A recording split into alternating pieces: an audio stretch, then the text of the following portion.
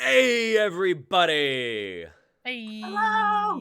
Ho, ho, Hey. ho! Woo, woo, woo. This is us.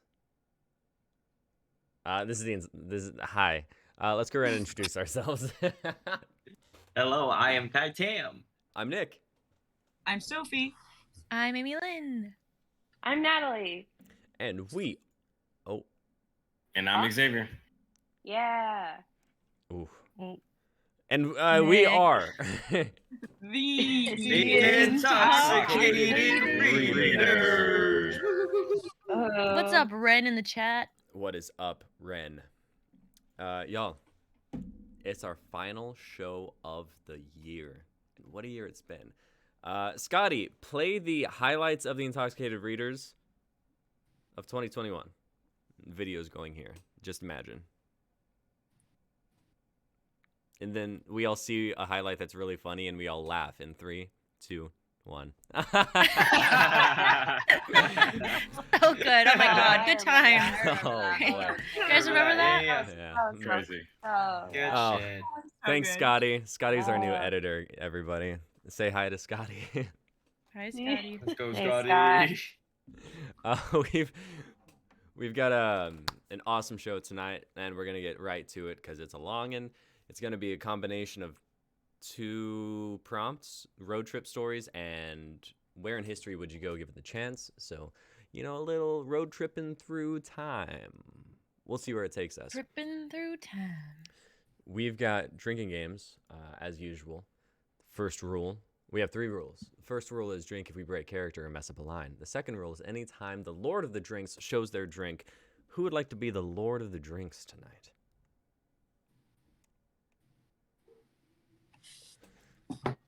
Sophie, let's go. Sophie, red cup. Awesome. And the third rule is just, you know, anytime you're feeling the holiday spirit, take a little swig.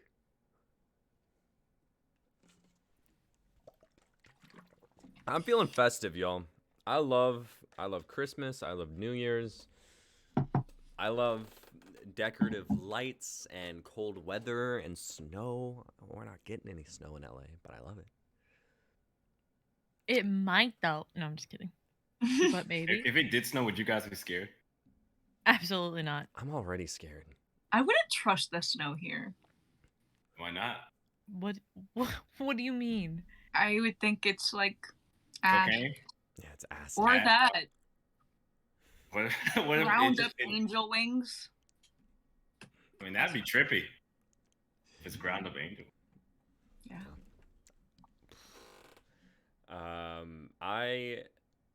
I would not eat it, that's for sure. It would be poisonous. Definitely. But that's how you become Spider-Man, you know? Spider-Man? Or would you be like, Well, some hero. I'm Frosty. I ate radioactive snow. Be Toxic Frost.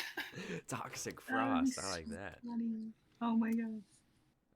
Y'all, you know, we got to get right into it. So, without further ado, we're going to hop straight into the script, starting with the much-awaited return.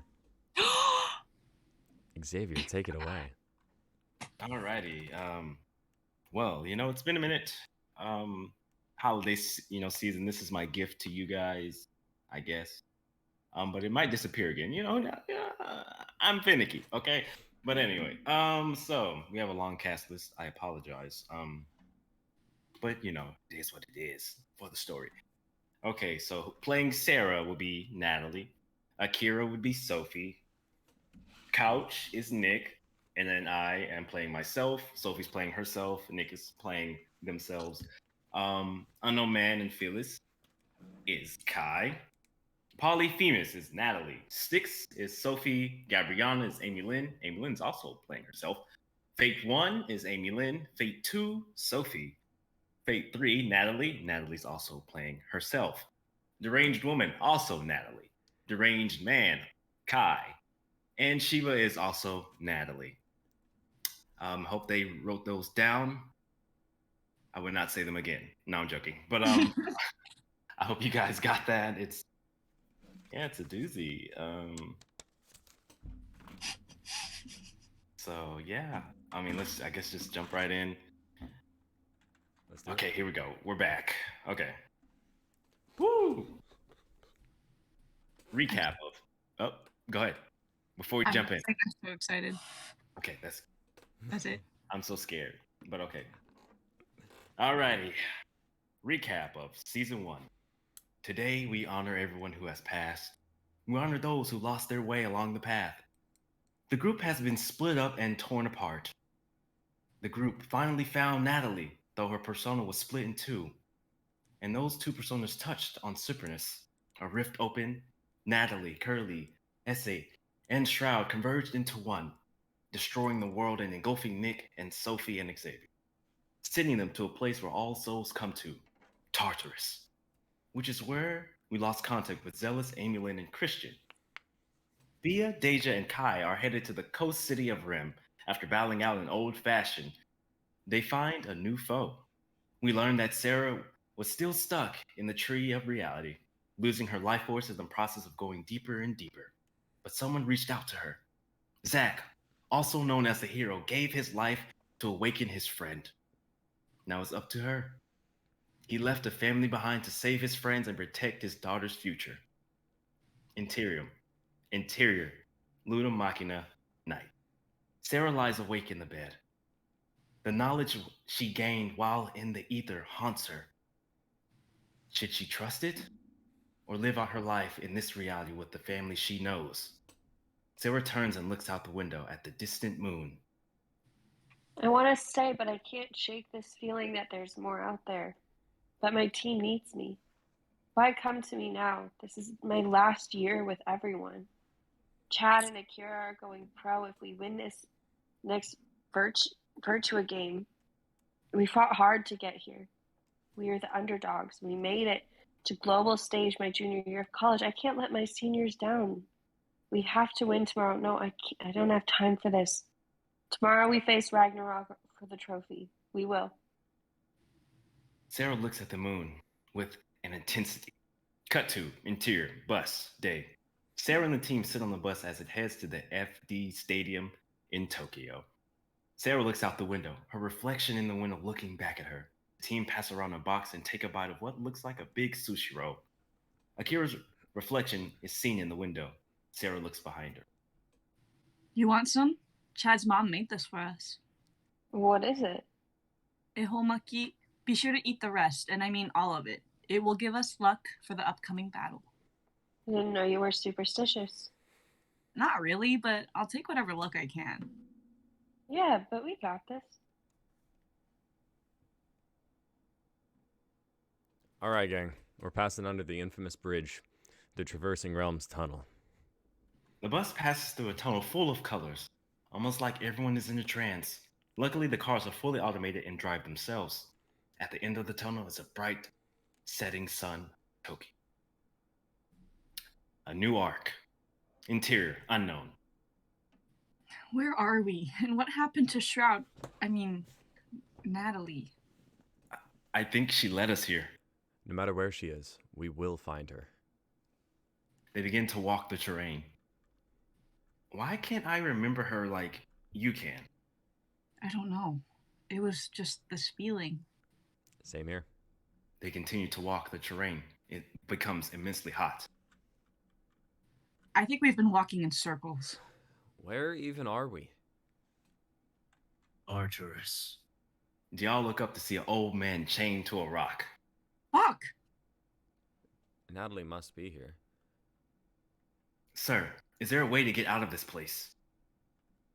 This is just a cage in Tartarus. The Cyclops will be here soon. The place cracks open like an egg. Light runs into the cage. The sky is red. Light hits them and drips off like blood. The cage is hollowed out boulder. There is no escape. Something steps through the crack. He's here. The man laughs. You've come to torture me again. What a useless existence. Everyone, to the further part of the dome. Everyone scatters to the furthest section of the cage. The Cyclops with a barred spear walks in, slowly and carefully, taking deep breaths through his nose and mouth. Quiet, scum. Humans always like to talk too much. Humans like you made me lose my eye. And the gods. I've been here so long I've forgotten myself. But for as long as I am here, you'll never break my spirit. For this is your cage, too. You smell different today. More smells here this time. Xavier looks at Nick and Sophie and puts his index finger to his mouth. Finally gone mad, I see. I won. You hear that, Apollo? Don't speak that name to me. Polyphemus, the Cyclops strikes the man across the face with a barbed spear. The spear rips through the man's flesh easily, leaving half his face down to the bone. Polyphemus touches his chest where there's a burn mark. Damn the gods! He says as he cracks open the boulder and leaves. Only a circle of light slips through from a hole above, showing the man's lifeless body chained to the boulder. I can't believe he's dead. Before that thing comes back, let's escape through the hole in the top. Xavier stands quiet. X, what do you think? The red light floods over them. There's a long pause. It won't work. Why not?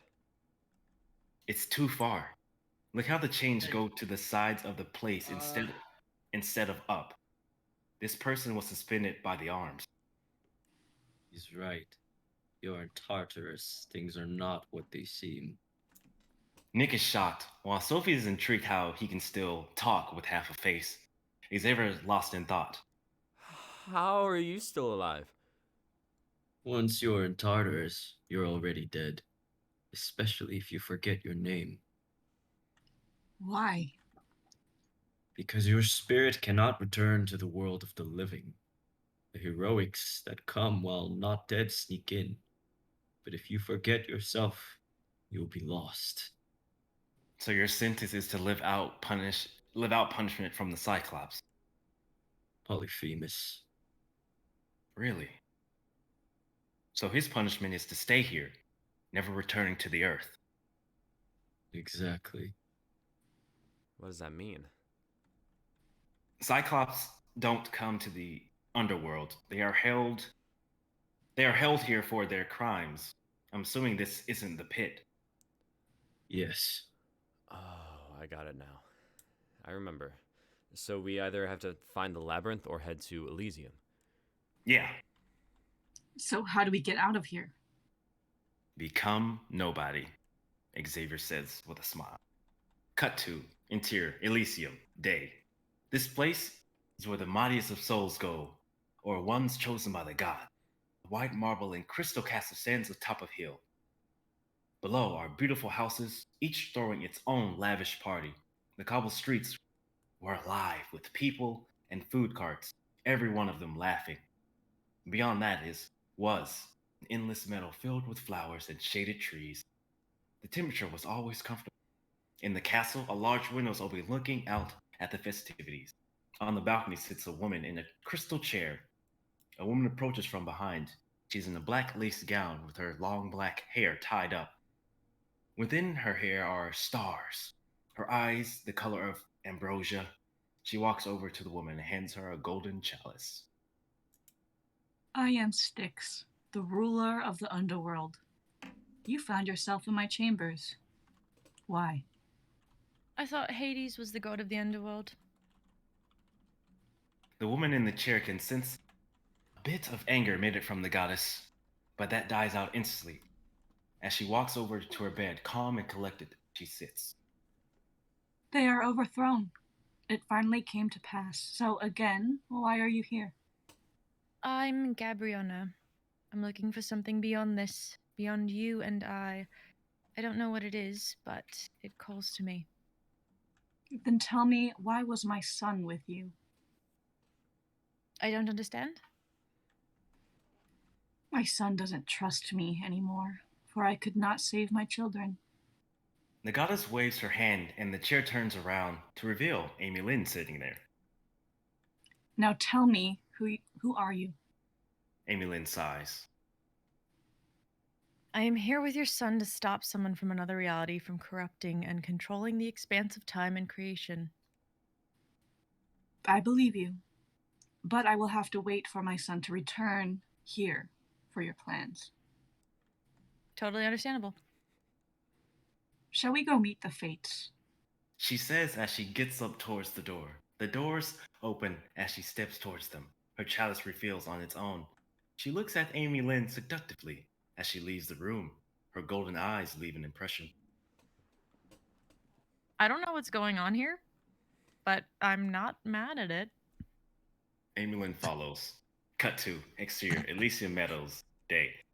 Zealous wakes up in the meadow.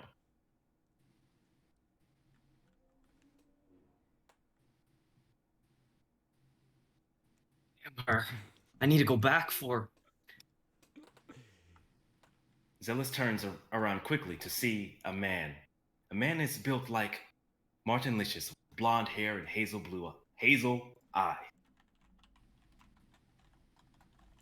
I would say nice to see you, but I wonder why you are here. Brother! They hug each other and laugh. Where is Nike? She is checking up on your friend. She is with our mother. I'm glad you are in Elysium, brother. Why would I not be? I am Kratos, strength itself. The war, brother. Don't worry yourself. We all chose a side, even you. Choosing not to fight is a choice.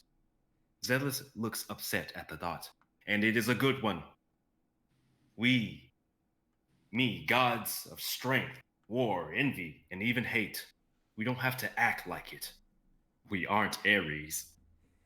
They both laugh full-heartedly. How is he, by the way? Well, he wanted to fight for the three, but you know, Aphrodite.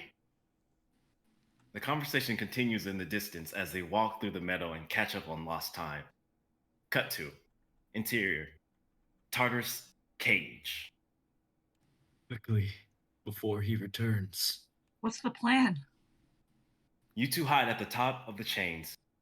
When he comes back and cracks it open the boulder, you have to dislocate your shoulder. I can do that. The force of him pulling the boulder apart will make it easier. But what about his weapon? If you knock it out of his hand, it will shrink. Then you can use it. The man winces in pain. He's opening the boulder. Get ready. Sophie, Nick, you'll know when to attack. The boulder breaks open once again. I came to kill you once again, human. How many times has it been? Too many. From the shadows, Xavier speaks. Maybe both of you should be free. Who speaks to me? I can smell you, another human. To you, I am nobody. Odysseus, I'll kill you. Polyphemus pokes his spear in the direction of Xavier, then he pulls it back to smell it. Did I finally kill you? Silence you at last? No. Well, Odysseus has been dead for a long time, living in Elysium, while you are here, never to return to the earth. Blame Apollo and his lies. Humans and gods alike, they all lie. Or is it that the hunter became the hunted? I'll kill.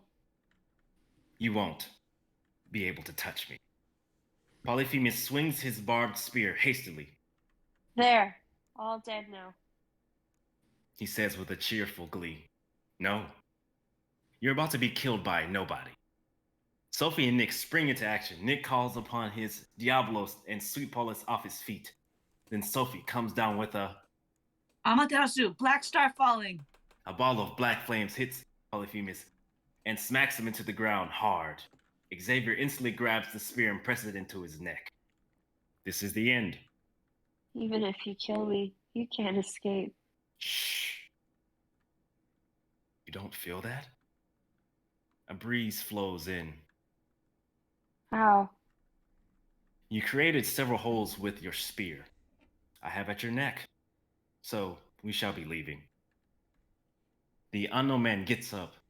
He walks to one of the holes, his body healed once again. Polyphemus, your father is dead, just essence. You are free to return. Go through the labyrinth and be free. Oh, it can't be true. The war has been over for a long time. What kind of father lets his son go to Tartarus after being killed by their own cousin? At this moment, Polyphemus shrinks to a human size and begins to get up and walk to the hole where the man stands at. What are your names, humans? X. Sophie. Nick. And your never dying human. Felis. Felis, the man who stole from the gods. Felix said with a smile. Maybe humans aren't all bad. I thank you for sparing me. Now I go home to eat my fill of sheep. May we know where Elysium is? Well, I wasn't allowed to go that way up the path. But be scared, humans. You will have to go through every place of the underworld to reach the resting place. We can handle it. Are you new gods? No. Just trying to do the right thing. Good luck to you. Polyphemus heads to a wall in the ever-expanding cavern of Tartarus. Then a door opens and he goes inside. Did he go into the labyrinth? Yes. Good, for I cannot see. The true curse of the gods. I shall never gaze upon my prize again. And what's that? The weapons of the gods. Let me tell you a story that happened 300 years ago, known to the ones close to the gods as the Fall of the Three. Cut to interior Elysium Castle, night. Within the halls of Elysium Castle is a place where souls are judged. The Room of the Fates. Fall of the Three was not good for me. Souls are raging against the tide. No mere soul could hide. The battle between Hera and Zeus left a power vacuum loose.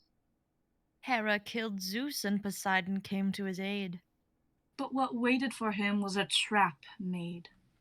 Hades himself laughed at his brother's deaths until he wanted the throne for himself.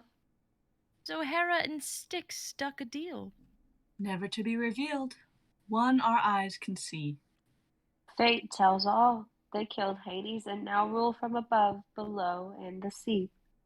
But lost many gods during the war. Styx witnessed her children's death by Hera, only to do nothing but bring them here. Seems quite on balance, but Underworld does not need Olympus to survive. A beautiful woman in all white enters the room.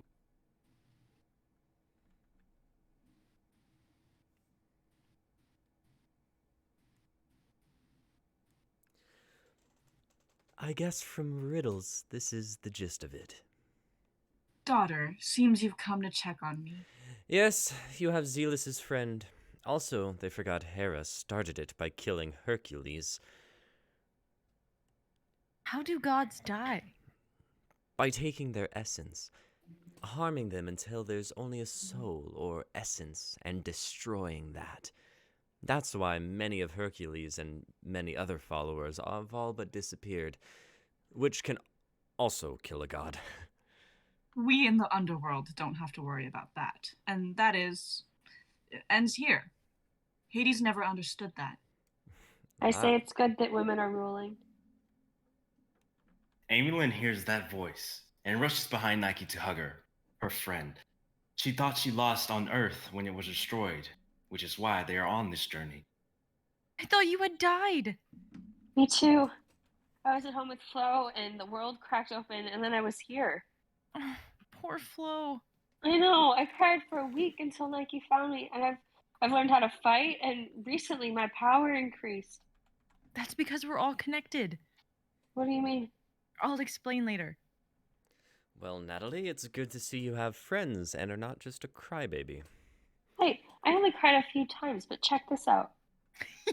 Natalie flexes her arm muscle and it's chiseled like a Greek statue. Heck yeah.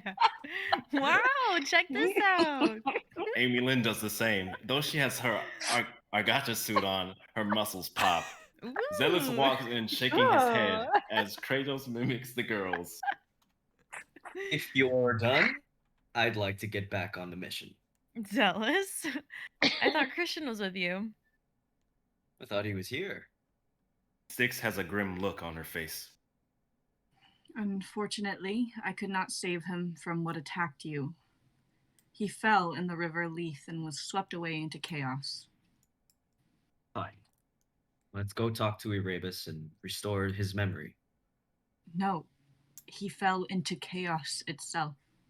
He probably forgot how to swim falling into the river Leith. River Leaf.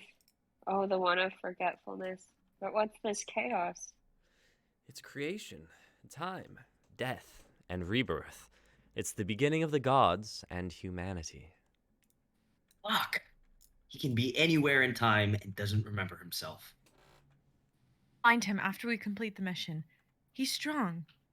You are his teacher. Right. Cut to interior, edge of Tartarus. They follow behind Felis as he finishes his story. They walk along the Pegathon, a river of fire that runs deep into the Tartarus. Be careful not to fall in. It melts bone to liquid. Holy shit. Tartarus is more dangerous than I thought. What you thought? What did you think? This was a children's story? I read a few books, to be honest. I think I know which ones. They all laugh. You laugh in danger. You all must be strong. Good. Our next stop is the fields of mourning. Be warned, the place plays with your emotions.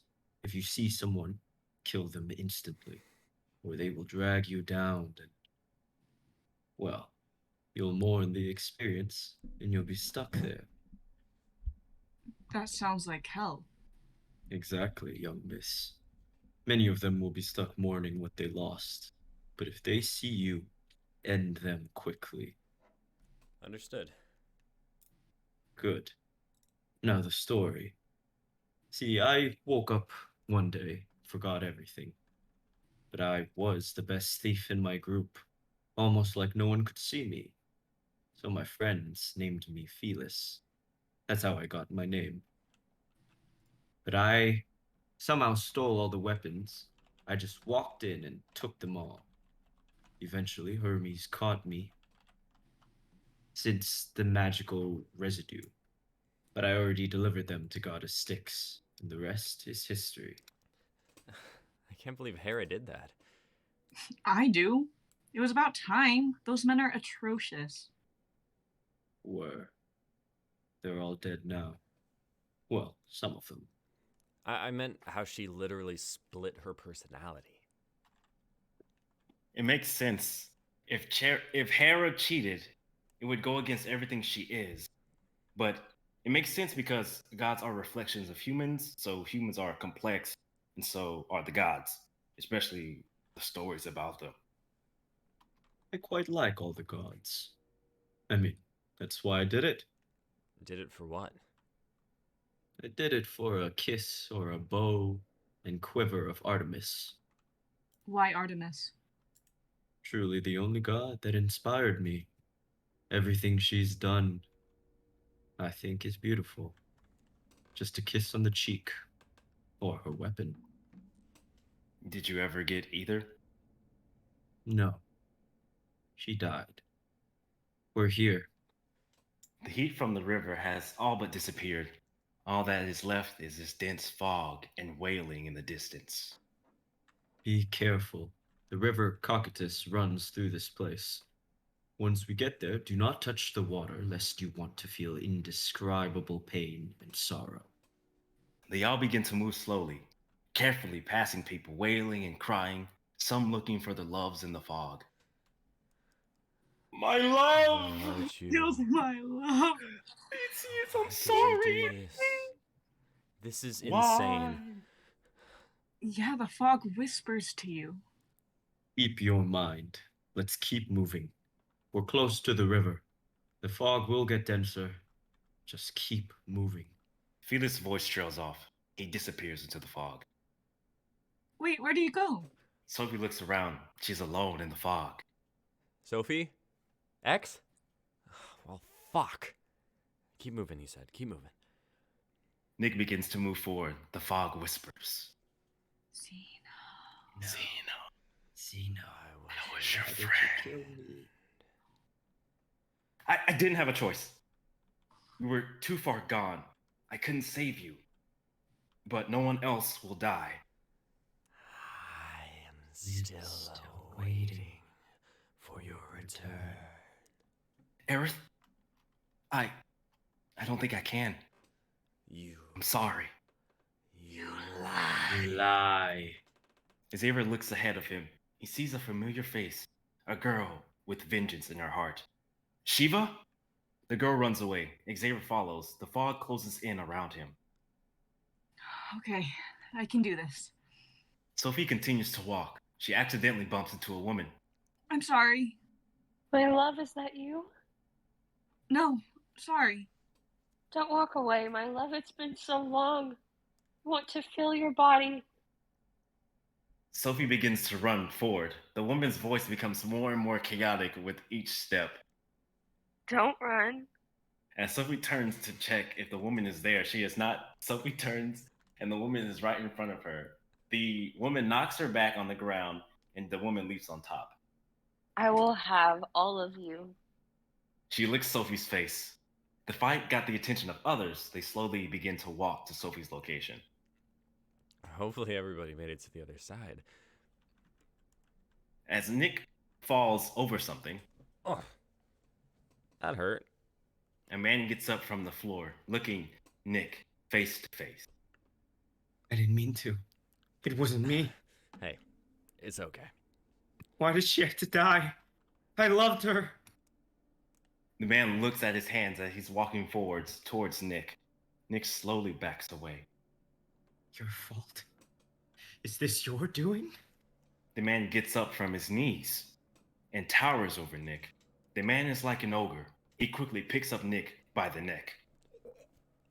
How could he snap her neck like that? Why did she have to talk to him? I loved her!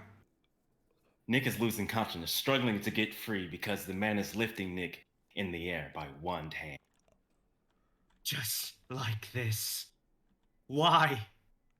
Tell me why! The man puts his other hand upon Nick's neck. Where shall we start first? I want you. Many others come near Sophie. Phyllis' words resonate with Sophie and Nick. Where should I start, my love? Should I start down? Kill them instantly. I didn't hear you, my love. What did you say? Cursed flame. Speak up, my love. Cursed flame. Burn down. Sophie snaps her fingers towards the sky. What looks like a fire bursts through the fog. The spark bursts. With 1,000 pounds of G-force pressure coming down, a blast of fire burns everything it touches, even the fog. The woman is pressed to the ground from the immense pressure, her soul on fire.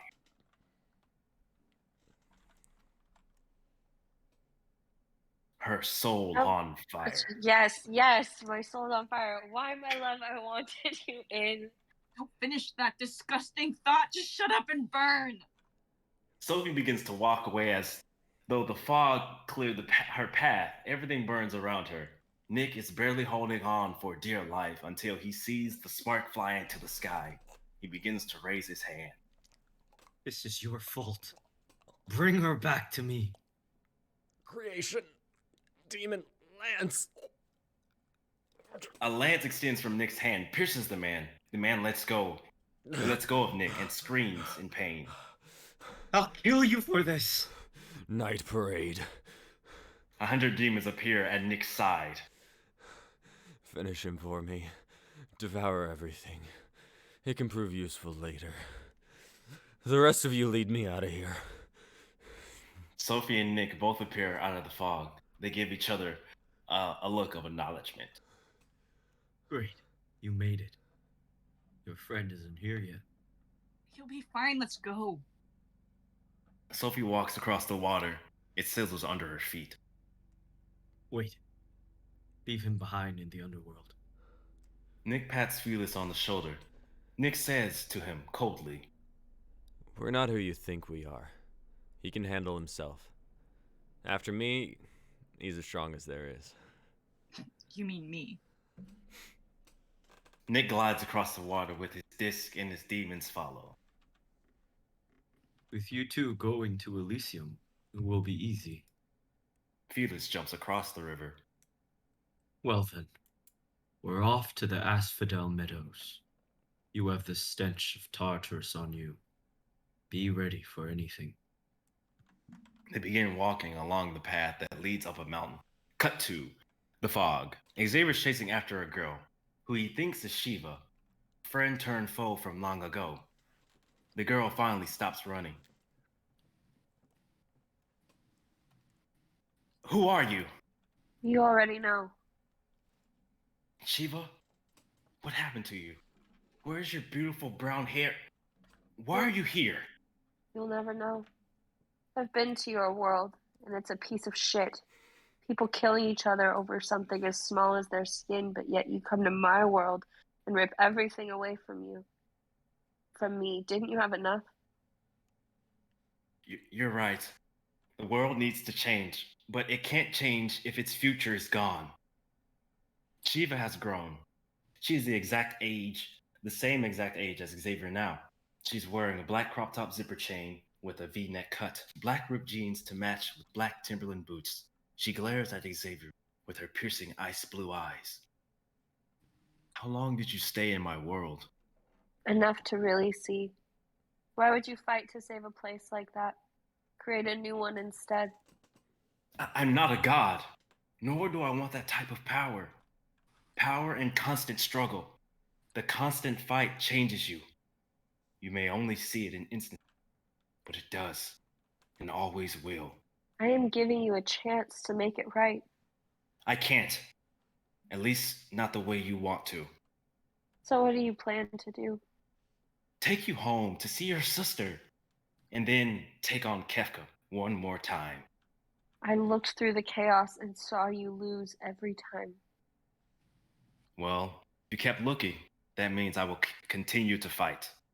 So come home with me, please. Shiva looks Xavier in the eyes. Zeno. No.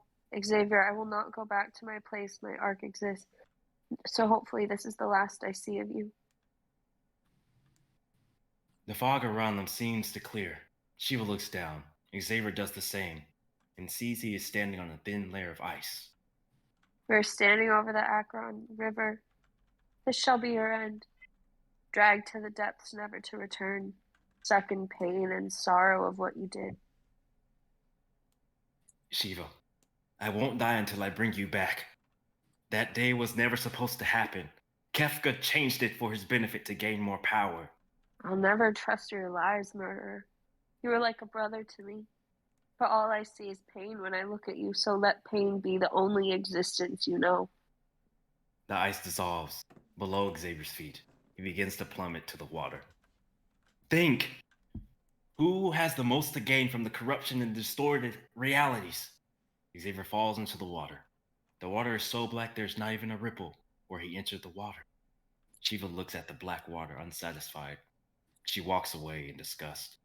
Cut to interior, Elysium Castle, night. As everyone is in the Hall of Fates, they talk about a plan where to find the distortion. Hera has been playing with something not of this realm. Then it's on Mount Olympus. Easy. You'll have to face the remaining gods. Styx winces in pain. What is it? Someone just destroyed the fields of mourning. 2 people to be exact, and one. It must be Achilles and Lane's group. Nick, Sophie, and Xavier. Good will need all the help. Good, we'll need all the help we can get. Well, one fell into the river Acheron. That's not good. What's that mean? He fell into the river of pain and sorrow. Many never come out, and even if they do, They're never the same. Who is it?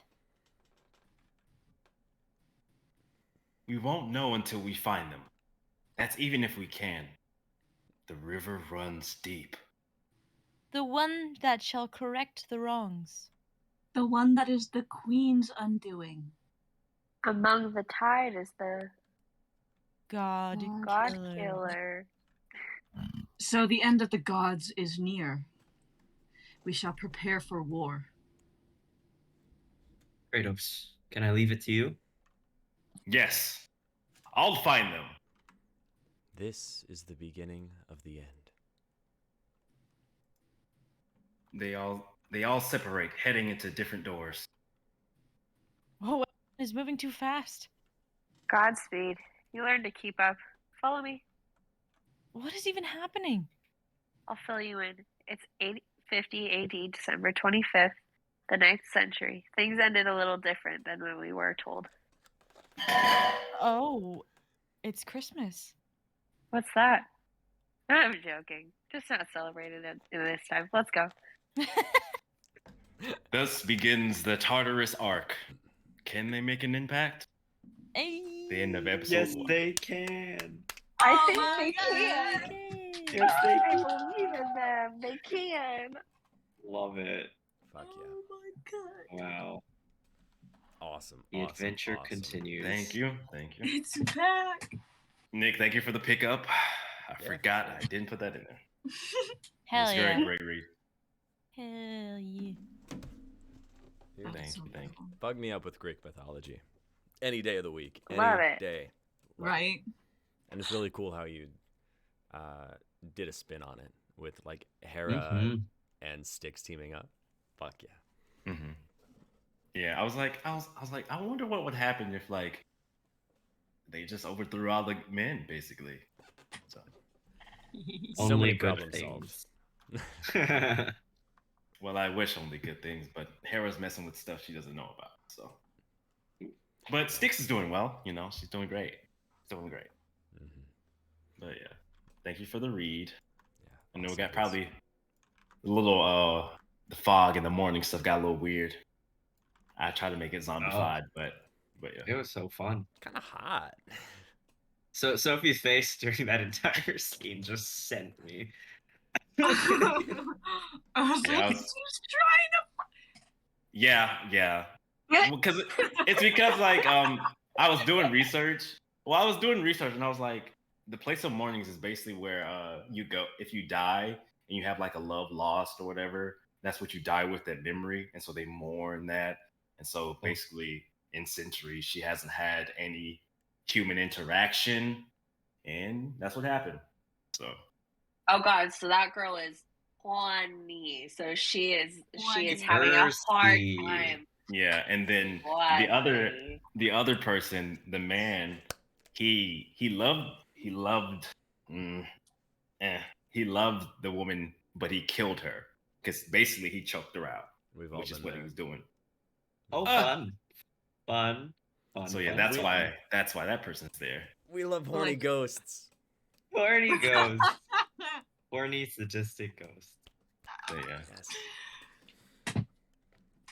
Yeah, I also try to play with like how them going through that kind of made them like, oh fuck this shit, and then they just like, because Nick just basically devoured that person's soul, you know. But yeah, and then Sophie like burned everybody else, which is like they didn't give a fuck. With a bendy straw. Dude, That's some high Dude, the quality river soul. of lava reminded me of Star Horse. Mm. That scene, you know? Never mind. Anyway. Star Wars. Yeah, totally. Lava River. I misheard you. I I thought should've- you said Star Horse. I thought you said I Star thought you Wars said too. Star Horse. I was like, too. I'll have Did to, you I have not? to watch Did you it. not say Star Horse? I said Star really- Wars. I really That's thought you crazy. said Star Horse. Star I was like, Horse. what movie is that? I know. I was Yeah. like, I want to Star watch Wars. it. Sophie, I know, that's, sounds that's good. 5 against 1. So you said Star Wars. No, and I felt bad for Sophie because I was like, man, we're really all out here just leaving her out to dry. We can't, like, We're all lying. We're all just Yeah. lying. Oh Like, my yeah, God. that's a good scene. Not Yeah. great.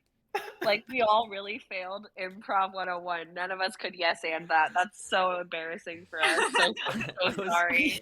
Oh god. I was too lost in the idea of like Secretariat set in space. Yes. Like, I was like, are they racing? Because I thought so too. I was like, are they racing horses? Like, Oh, shit. Star Wars sounds so cool. That was like a magical horse. I don't know. Like, That would be amazing. Oh. Oh boy. All right, excellent piece, X. Let's keep it rolling. Up next, we've got one of my two pieces for the night. So I have two pieces tonight. Both of them are from last week's prompt for road trip stories. This one, I forgot that I had written. I wrote it like 3 years ago, I think. And I just was like going through my laptop today, cleaning out files, rediscovered it, and thought, hey, let's throw that in. We'll have a fun time. It's called Ithaca. The cast is... Oh my god. Natalie as Ith, Kai as Sai, Xavier as La, Sophie as Poe, Amy Lynn as Phoebe, and Sophie as Sophia. This isn't a spin on the Teletubbies? No, it is not. Just wanted to make sure. Are we sure? Are Yeah, we I'm sure? sure. Actually, Aw, I'm gonna damn. give you a small, just like heads up. Those three characters that are like Teletubby-ish names, they're like fates. It's also a Greek chorus feel. Okay. Okay. Cool. Chicago. Sorry. That's so exciting. Chicago. Chicago. Oh. Holy This is also a 10-minute play. I forgot to mention. This was back Oh, in my 10-minute Oh. play era. Heck Cute. Yeah. New era unlocked. Yeah. Wow. Scene 1. A rest stop outside Chicago. A sign saying, Chicago, 12 miles, is stage left. A door to the building is upstage right. Near upstage center, La, Sai, and Poe are bundled in blankets, hidden. Ith runs in from stage left. Gotta pee, gotta pee, gotta pee. Ith runs to the door, tries to open it, finds it's locked. Bitch! God fucking damn it, can't a girl catch a fucking break? La, Sai, and Poe peek out from their bundle of blankets. Keep it down. watch it. Poe sticks his head out and spits water at Ith. Ith screams. What? This ain't hell, doll. It's Chicago. You better watch your back too. The worst thing than post here spitting water. Hey, girl, come here real quick. Oh my god, oh my god, oh my god. Ith moves from stage left to leave, covering her face from the trio. Oh, I recognize you. What? I see it now. Yes, yes, the desperation. The unanswered question. Utter loss. Oh, A a life life journey. journey. This is a nightmare. I'm in a nightmare. Nightmares are more or less under your control. This isn't, honey.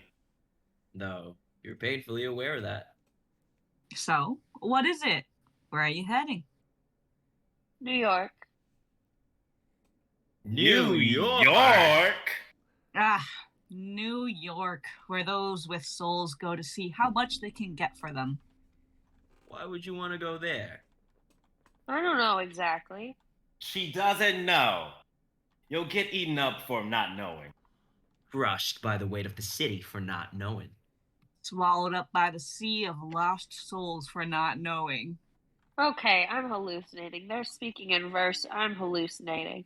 Far from it, but you may be soon. If you're running away to New York. I'm not running away. She's running. How would you know? We've seen it before, doll. Hundreds, thousands, millions. They come by our stop here. They come by our stop here on their way to eternity. None know why they're going, and none find what they hope to find. I don't know what I hope to find. She doesn't know. I'm gonna go now. One last piece of advice, doll. Always wash your armpits. Eat lots of carrots. That's 2 pieces of advice. No! Be unafraid of what comes. And of And what goes? goes. Okay, well, thanks. Bye. Lights down. Lights up. A rest stop outside of Cleveland. A sign says Cleveland, 9 miles. The door is still stage right. Phoebe sits on a blanket with various trinkets and jewelry laid out in front of her. Ith enters from stage left again. Oh dear God, not again. Ith covers her face again as she walks towards the door. Phoebe stares at Ith as she walks across the stage. Need to hide your face, Ith? Ith freezes in place. It's okay. I don't mean to disturb. Ith continues to the door, tries to open it, finds it's locked again. Shitty, shitty shit. I need to stop drinking so much Red Bull. Ith turns and looks at Phoebe, who is still staring at her. So, I'll bite. How'd you know my name? I'm a teller of fortunes. And you read my future or whatever? I read the bead bracelet on your rearview mirror. She points off downstage left where Ith's car is parked. Ah, clever. Well, have a nice day. You're quite focused on where you're going? Yep, it's a big trip and I've got to go. New York is a big place. How'd you? Come buy a necklace and I'll tell you a few things. Ith turns slowly and looks, picks up a necklace and turns it in her hand. Ah, excellent choice. That there is a pearl imported directly from Greece. One of a kind. Mediterranean pearls are the best in the world. You know, How much? $5. Really? Don't believe everything you're told, Ith. Phoebe lifts 4 more of the exact same necklace from behind her. Ith hands her a 5 and puts the necklace in her pocket. What did you just do?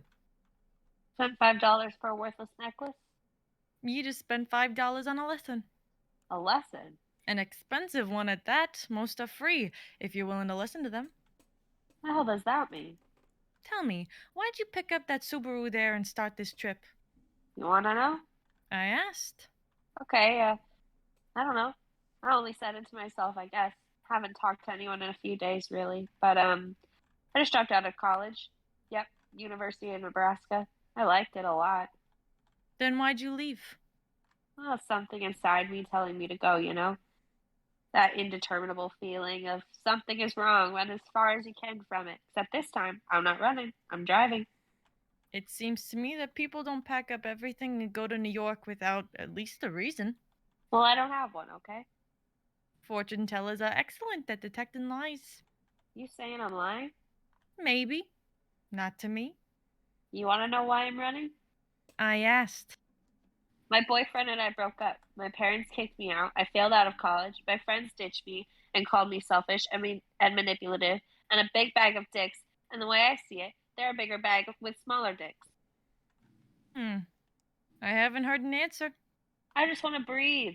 I want to see something new. New York City. And this new place, this destination of New York, that's your answer? Well, I've always wanted to see the city, and right now, nothing is tying me down. Then why are you standing here speaking with an old woman at a rest stop? You stopped me. Who knows? I enjoy the company, I guess. There's plenty of company in every moment. Even within yourself, there is. Whatever. Ith begins to leave again.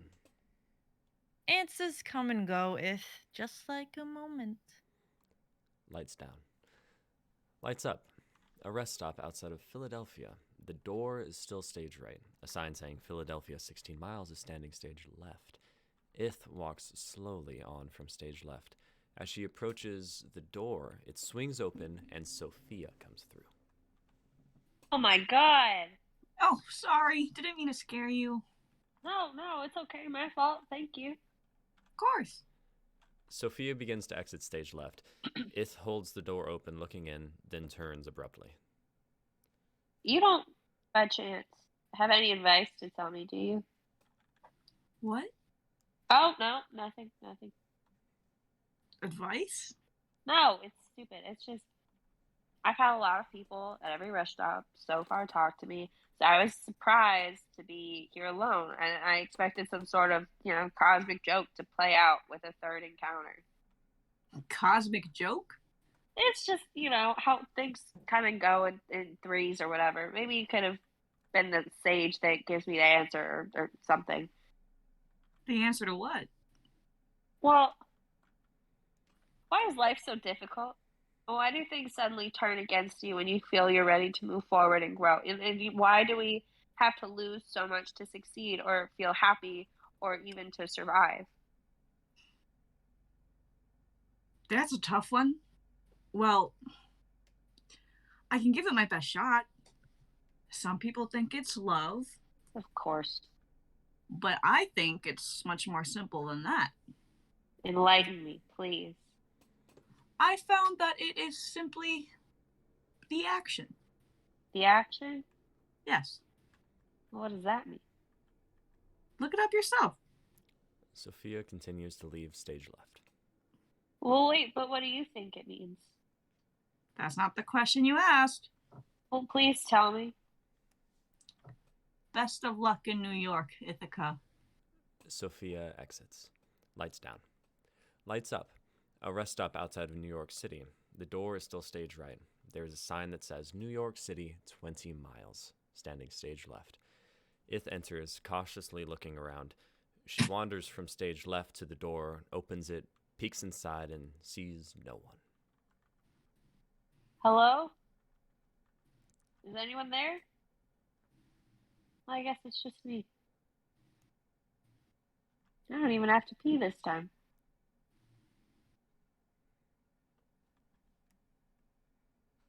Well, I made it 20 more miles and I'm in New York City. The words dissipate quickly in the air. Ith lets out a single dramatic shiver. Then, with abruptness, she pulls out her phone and starts typing away. She pauses and looks before reading out loud to herself. Action, noun, an energetic activity, habitual or usual acts, the process or state of being active. Ith begins to cry silently. Then out of it, she begins to laugh. Lights fade. The end. Heck Holy yeah. shit, Nicholas. That was great. Oh my god. Good. Oh my god. Very What good. off. What funny. Oh my god. Oh my god, it's Wow. so good. So good. I love to be here and I love to listen. Natalie, what do wow. you think? I just think it's a great show.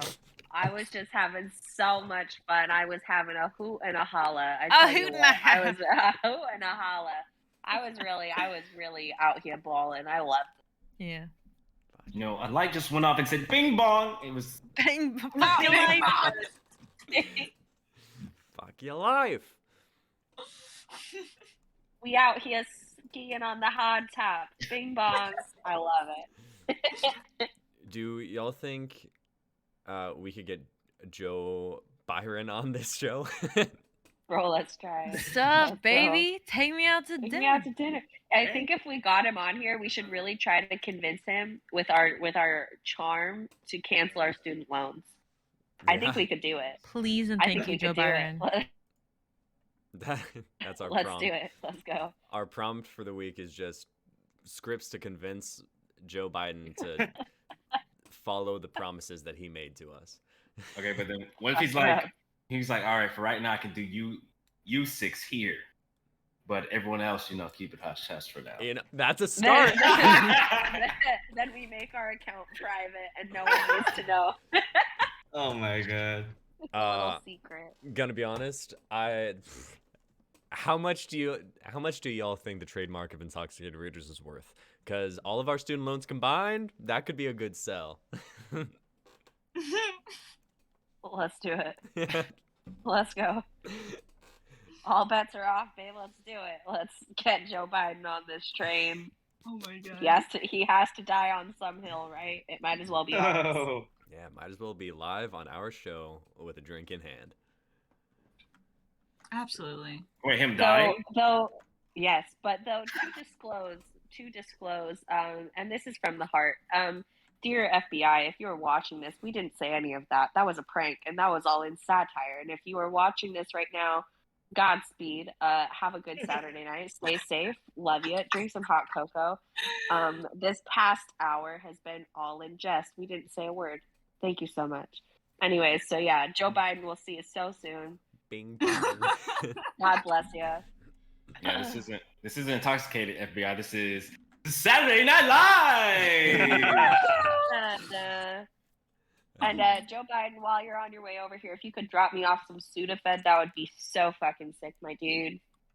Stay rad. I would love Yeah, they that. show up and they have a little kettle pot for you, some tea. They got everything for Yeah. you. The neti pot I actually mentioned earlier, guys, is actually coming straight from the government. They're bringing it to me right now. I can't wait. No. We're all I'm going so to stoked. I'm so receipt from- excited.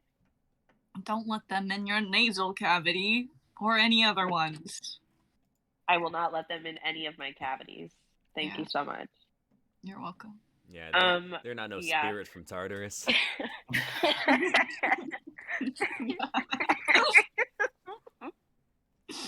Rancid, please. Rancid. It's my favorite word. I love rancid. It's my favorite. Y'all, great read, fantastic read. Let's keep rolling. Good stuff. We planned on taking a break here. How's everybody feeling? Take a quick bathroom break. Yeah, let's do a quick threer, four. Yeah. Gonna go to the little streamers room. Yeah. A little streamer. I'm gonna go to the big streamers room because I'm a Safe travers, y'all. Get Don't out of fall in. here. Mom, Get I'm out a of big Fall in. streamer. Make some memories. Have some fun. Yeah.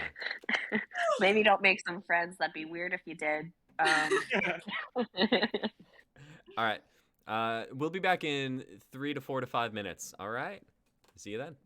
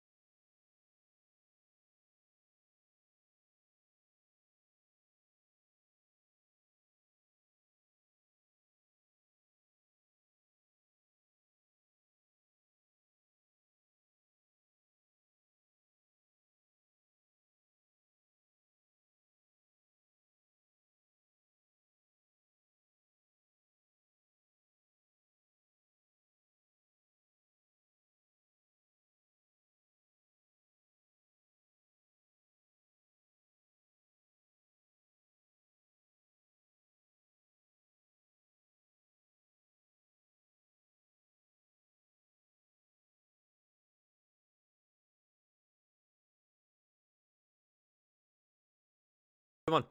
Hey, everybody. Hey, We're back. everybody. Okay. Hey, folks. We're back, and we're empty of urine. Thank Toxic God. liquid. Mhm. Hope y'all are too. I wish everybody this holiday season an empty bladder. Head empty, bladder empty. Wonderful. Let's go. Nat, it's your piece. Oh, shit. Okay. Oh, word. All right. Color this me vamping while I pull it up, and the vamp is over. Cool. So for stage directions, we have the lovely Nick, and then for Natalie, this one is a real brain scratcher.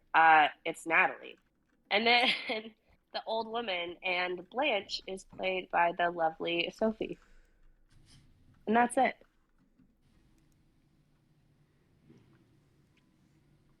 All right. Cool. We ready? Yeah. Cool. Interior Alexandria Psychic 2021. After wandering Logan Square in a drunken romp, Natalie stumbles confidently and sweatily into a silent old home wedged between an abandoned H&R block and a subway. She leans, suddenly alarmingly aware of their disruptiveness, against the short bookcase near the door. The front room is illuminated in purples and golds. The windows are shrouded in massive navy blue curtains, which reach from the lofty ceilings to the ancient hardwood floors. Natalie, dressed in a sheer black top with a black bra with middle fingers on the boobs and bright yellow high-waisted, wide-legged pants, has just stumbled here from a night of karaoke and cocktails. A few too many cocktails, one would surmise from one whiff of her breath. Hello. I'm looking to know my future. Is there any broad in here for that? Just then, a small elderly woman emerges from the back room. Her knuckles are knobby, though several rings rest on her fingers. She looks Natalie over tiredly, as though Natalie has woken her up in the middle of the night. Oh my God, did I wake you up? I didn't think you actually lived here. I thought it was a close-up shop at the end of the night and you wandered home. All I've got to do is wander from the office right up the stairs, with which each day I'm sure you can figure out how well that goes. Natalie smiles fondly at the old woman. There's something familiar about her, she thinks, but maybe that's the entire shtick of a psychic. The sign says 24 hours. Is that true? It can be. Aren't you cold? Oh, no. I've had enough Dirty Shirleys to keep me warm until June. It's December. Exactly. Come on back, I'll put on some coffee. Natalie follows the woman down a narrow hallway lined with family photos, some in color and some in black and white. Oh, there's one in sepia. The woman ducks into a kitchen off the hallway as Natalie studies the images. One catches their eye. It's a color photo of an old woman with white hair in curlers, dancing in a park with a young girl, maybe no more than 6, with blonde curls in curlers. A vibrant moment frozen in time. Natalie can feel their smiles through the picture frame. Something comes over them, washing over them from their beating heart in their chest all the way to their toes. A tear, warm as it rolls down her sparkly cheek, surprises them. Just as soon as she notices it, the old woman comes out of the kitchen with 2 yellow mugs of black coffee. Just this way. The woman pushes open a heavy wooden door for Natalie to enter through. The room before them is astonishing. There's simply a round table in the middle, candles waiting to be lit, and stories ready to be explored. Have a seat. Well, I love what you've done with the place. Natalie pulls out one of the wooden chairs with a cushion tied around the back, fastening it to the seat. The old woman sets the coffees on the table as she steadily sits herself across from Natalie. She studies Natalie, much to their discomfort. What is it? What brought you in, dear? I have always been curious. Really? And Natalie thinks, seeing their life in the past 4 years, as though she were watching a train blow by. Had it been that long, she wonders? I think I'm feeling a little lost. Not bad, not good, but I just want to know what's out there for me, if anything. I'm sure there's tons. How can you be sure? The old woman takes Natalie's hand, firm and warm. She looks at Natalie with a soft guarantee, and as Natalie bats their tears away, the room disappears. With a blink of an eye, we cut to Exterior Park, 1950. A vibrant 23-year-old woman is lying under a willow tree in a city park. Her midnight black hair is in curlers, wearing a pink sweater with her blue trousers climbing above her ankles as she crosses them, her legs outstretched. Natalie, still clad in their karaoke attire, find themselves laying on the opposite side of the tree as the woman. As she opens their eyes, she sits up and looks around the park. She's never been here before, she thinks, yet it feels like home.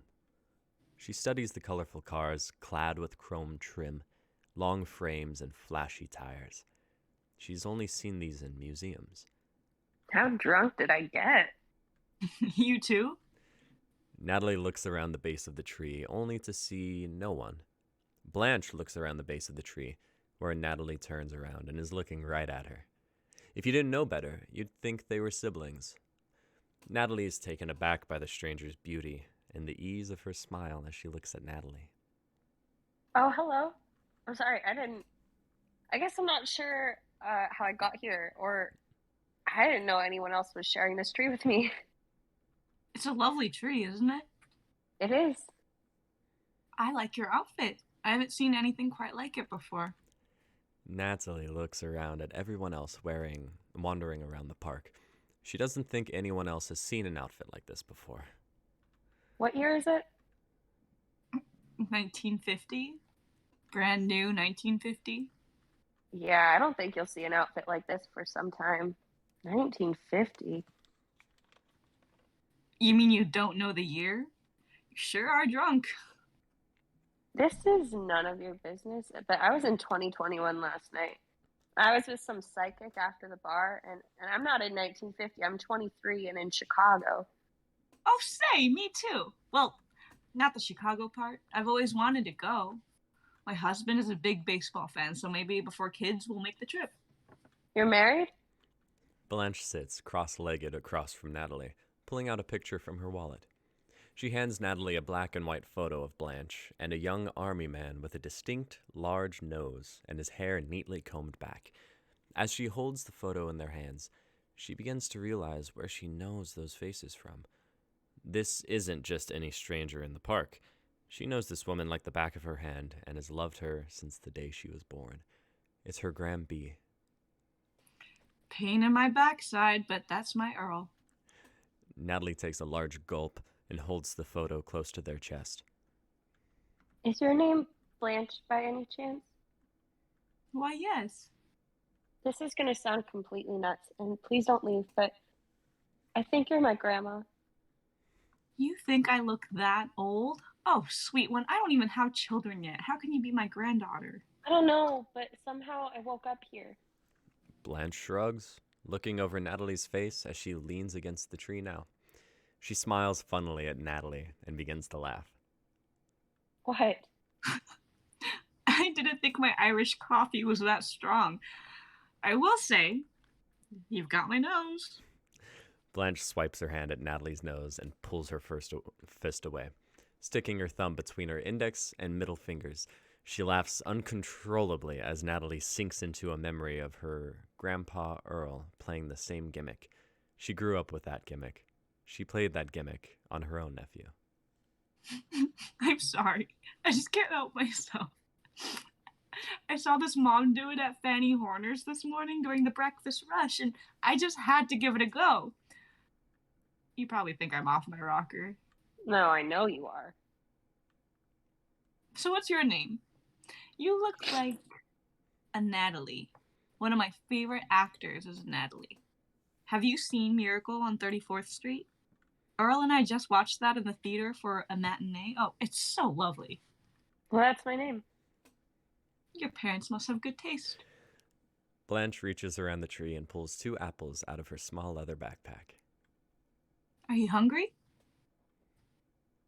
Natalie nods, taking the red apple from Blanche's lanky fingers.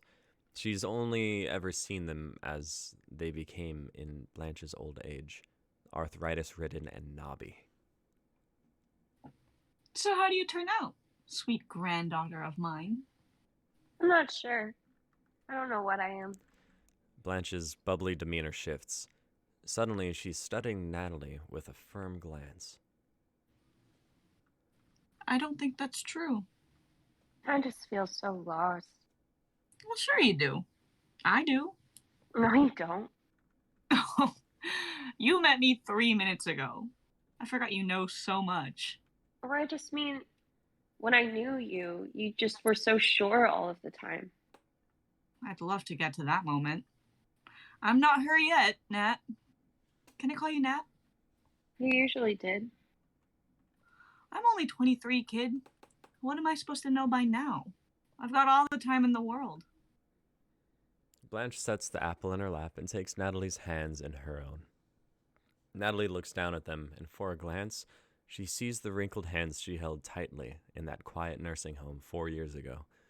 As soon as she looks up again, there's Blanche, vibrant and timeless.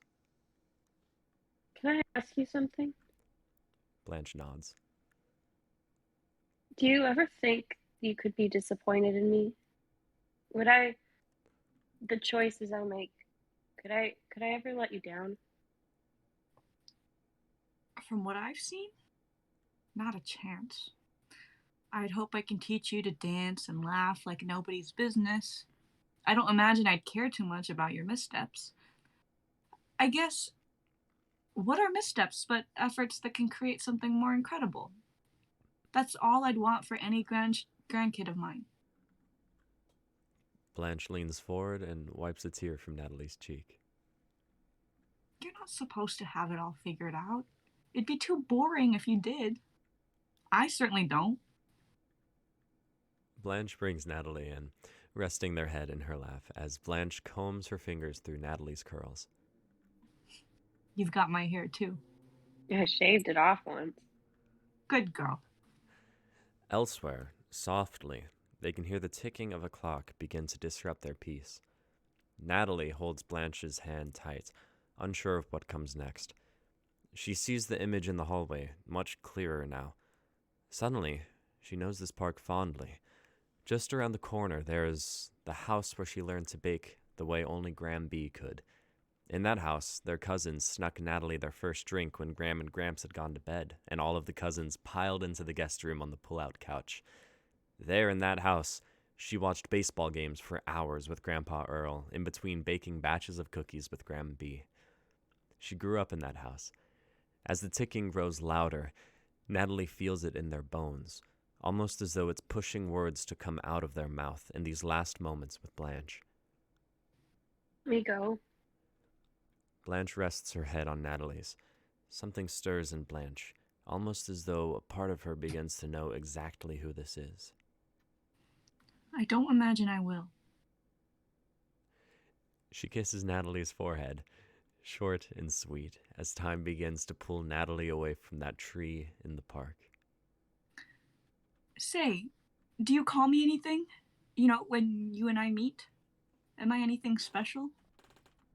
You're my Granby. You are quite literally everything to me. Blanche pulls Natalie into her arms as the ticking stops. There's nothing but Blanche's heartbeat, as steady as Natalie remembers. You're going to be all right. I already love you bunches. I'll be seeing you. Natalie closes their eyes as we cut to Interior Church Sanctuary 2017. 4 years prior to that night in the psychic's home, Natalie stands at a pulpit now next to a smiling photo of her Graham B at the transcendent age of 90. Before them are the countless who knew and loved her in those expansive years. How lucky they were. I guess if I could ask for anything. She looks fondly at the beautiful wreath of wild flowers atop her grandma's mahogany casket. It would be more time. I'd want all the time in the world. Fade 2. Interior Chicago apartment 2021. Natalie lays in their bed, still sporting their karaoke attire, holding tightly the teddy bear made after Granby went away. The bear wearing the pink sweater that the woman in the park wore that day in 1950. Natalie's tears fall against the fabric, though in the last 4 years, they're hardly the first. Natalie closes their eyes as they place a kiss, short and sweet, on the bear, their Granby bear. I only want more time. But I'll be seeing you.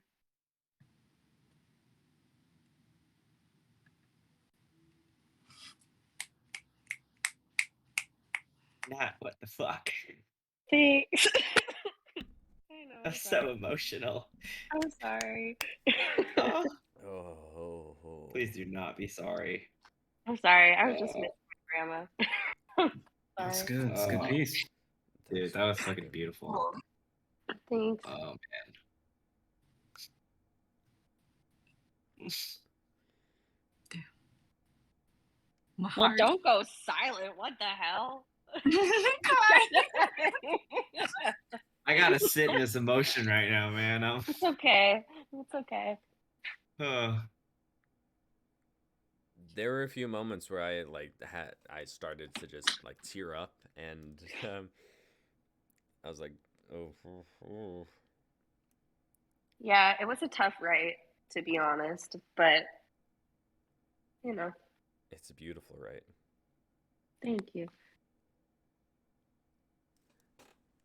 It's so the script is visually stunning. Mhm. Thanks. And the moments, just like the moments moment, oh my god.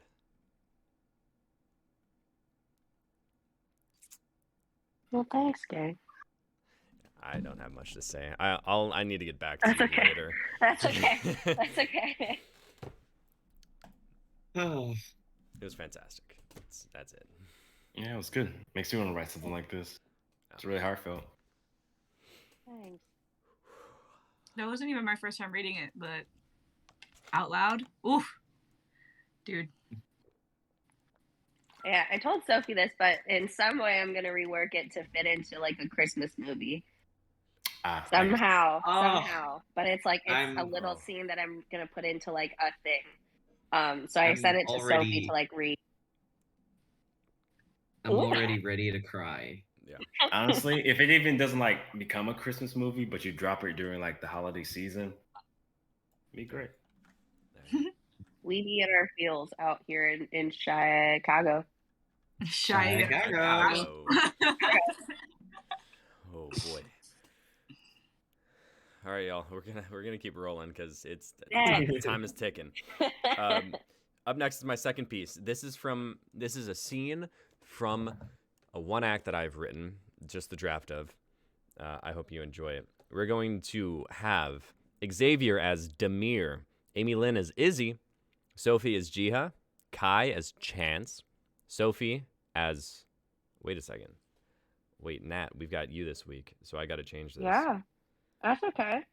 No. It was meant to be. I originally wanted you to read this character, but I wrote this last week. You're gonna be Flo, Nat. Oh, word. Okay. Yeah. And I'll do stage directions. Everybody ready? Heck Yeah. yes. Oh, just like the one line pitch for this. This is a show called Umbra. It's one act about a group of friends who travel across the country to check out the total solar eclipse of 2018. Cool. Scene 5. A rest stop outside of Vegas, 7:30 a.m., October 19th. Flo rushes across stage, holding their mouth as if they're going to puke. They rush into the rest stop. Demir enters quickly after. Son of a bitch! Demir paces and exits quickly. Jiha enters, followed by Izzy, who is reading from a book once again. Apparently, these glasses, Flo God, are no joke. You know how it's not good to look into the sun and all? Izzy waits for Jiha to respond, but Jiha is preoccupied looking off towards Demir. Yeah, so you ain't looking at the sun. These glasses allow us to watch the beginning of the eclipse without going blind. Jiha still pays no mind.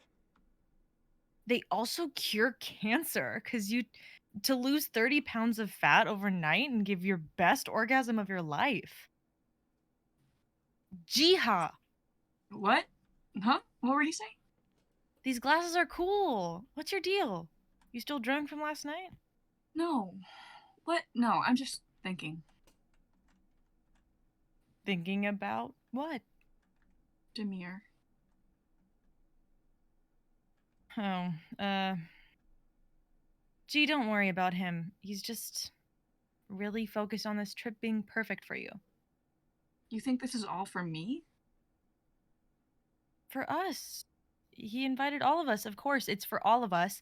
I mean, you're dating him, so of course he'd want it to be perfect for you. This isn't good. We'll be okay. A few rest stop detours aren't going to throw off his plans. I don't know if you've looked at his itinerary, but we literally have hours of buffer between these car rides. Is he? Because I'm sure he's trying really hard to make this trip a trip to cherish for your whole life to come, or whole lives to come. Izzy! I've been planning on breaking up with Demir. Did you hear me? No. Jiha, you can't break up with him. What? You can't break up with him on this trip. That would ruin it for everyone. I'm sorry? It would ruin the trip. He'd be upset. Then Flo and I would be awkward third and fourth wheels to the breakup, and we we wouldn't even make it to Casper. I'm telling you I want to break up with D, and you're more worried about the trip? Jiha angrily exits towards Demir. Oh, no. No. Chance enters from the rest stop. No way. Holy shit. Don't sneak up on someone like that. Jesus. Sorry, I was just surprised to see you again. Surprised is one word for it. What do you mean? You think I'm an idiot? Like how we'd meet twice both times at rest stops, hundreds of miles away from each other. Leave me alone. Rest stop creep. I'll call the cops. I'm just on a road trip. Chill out. Don't tell me to fucking chill out.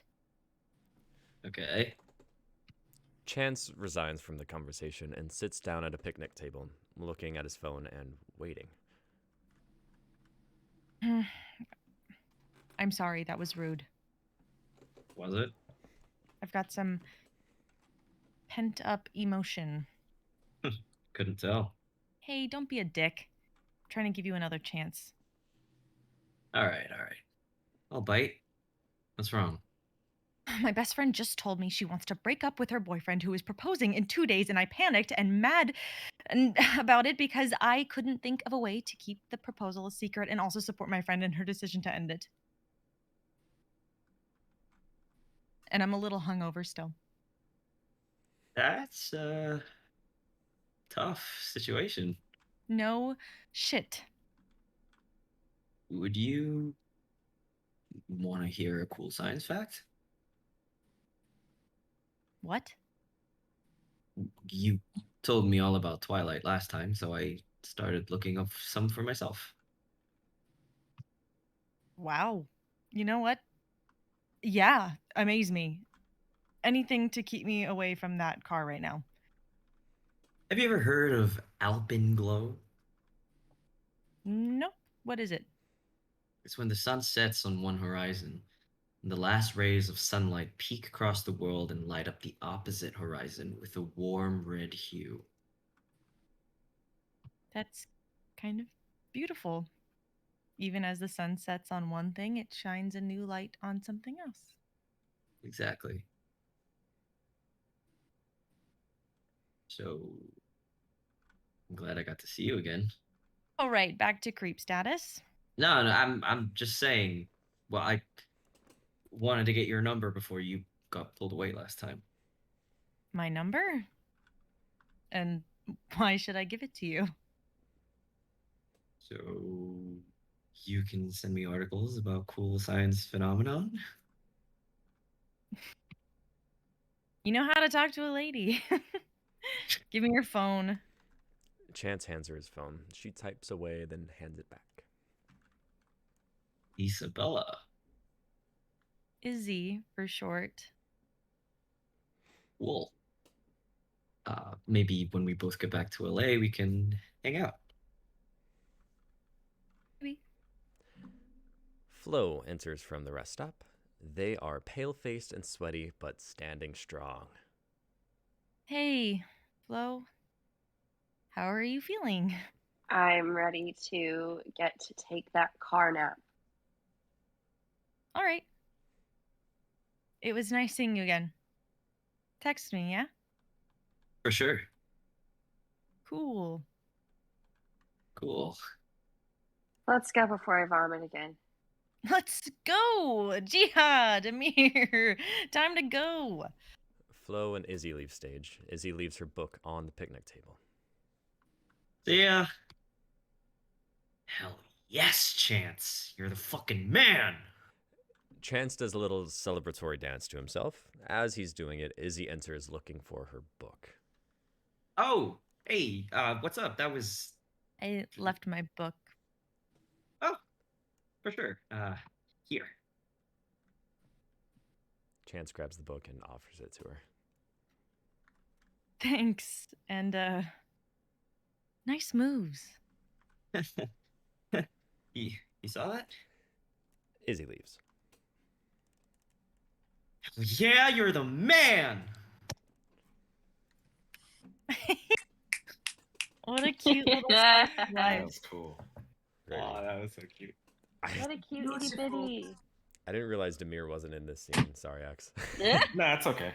He had a lot of story going on. Otherwise, Yeah, a lot of character development. Yeah. he's gonna have some stuff going through it after, Poor you know. Demir. Yeah. Dude, I'd be fucking pissed too if my friend decided to break up with their boyfriend, soon to be fiance, on a trip that we are currently going to. Little Akis. Yeah, Yeah, Akisaki. it's awkward. Isn't it? Especially if he's about to propose. Yeah. Like right when the eclipse happens, will you marry me? No. Jeez. Mhm. Hey, y'all figured out the problem of the show. Yeah. Let's go. So yeah, this is like right before the halfway point in the show, so things are just like set up. But it was really That's awesome to good. hear. It was fun. Yeah. Chance has game. Like Is- poetic game. The cool science phenomenon. Yeah, you just Alpenglow? Just pull that out of your ass? Hell yeah. Right? He Like, cares. Chance cares, you know, he actually likes the girl, and then when you actually like the girl, you do stuff she never done before, you know? You do stuff. You do be doing the stuff. as I've been researching for writing this play, I've been looking up a lot of like things to do with space and the moon and the sun because it's about the eclipse. And there's just so much cool shit. Like science is poetic. It's fantastic. And highly recommend looking up Alpenglow because it's gorgeous, especially against like Yeah. snowy mountains. Oh, okay, that's where Heck Alpen yeah. comes Yeah. from. Alpenglow. Ooh. Mm-hmm. Oh yeah, I've seen this shit. Wow. This is the best. Wow. Oh my god, I didn't know there was a Beautiful. name for it. Yeah, I didn't either. Hell yeah, that's fucking beautiful. Cool. Thank you all for the read. James, you wanted to hear Demir? I get it every day in Mayor. Oh.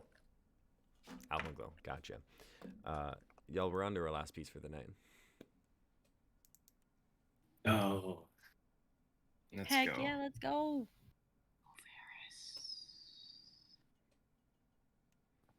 Did I Oh, just wait, hold go on. ahead? Wait. The stage Alright, is sure. yours. Okay, I Sure. just needed to make sure who I You good? was. Yeah. Ah, Oh, we're not All going through the right. cast list? Wait.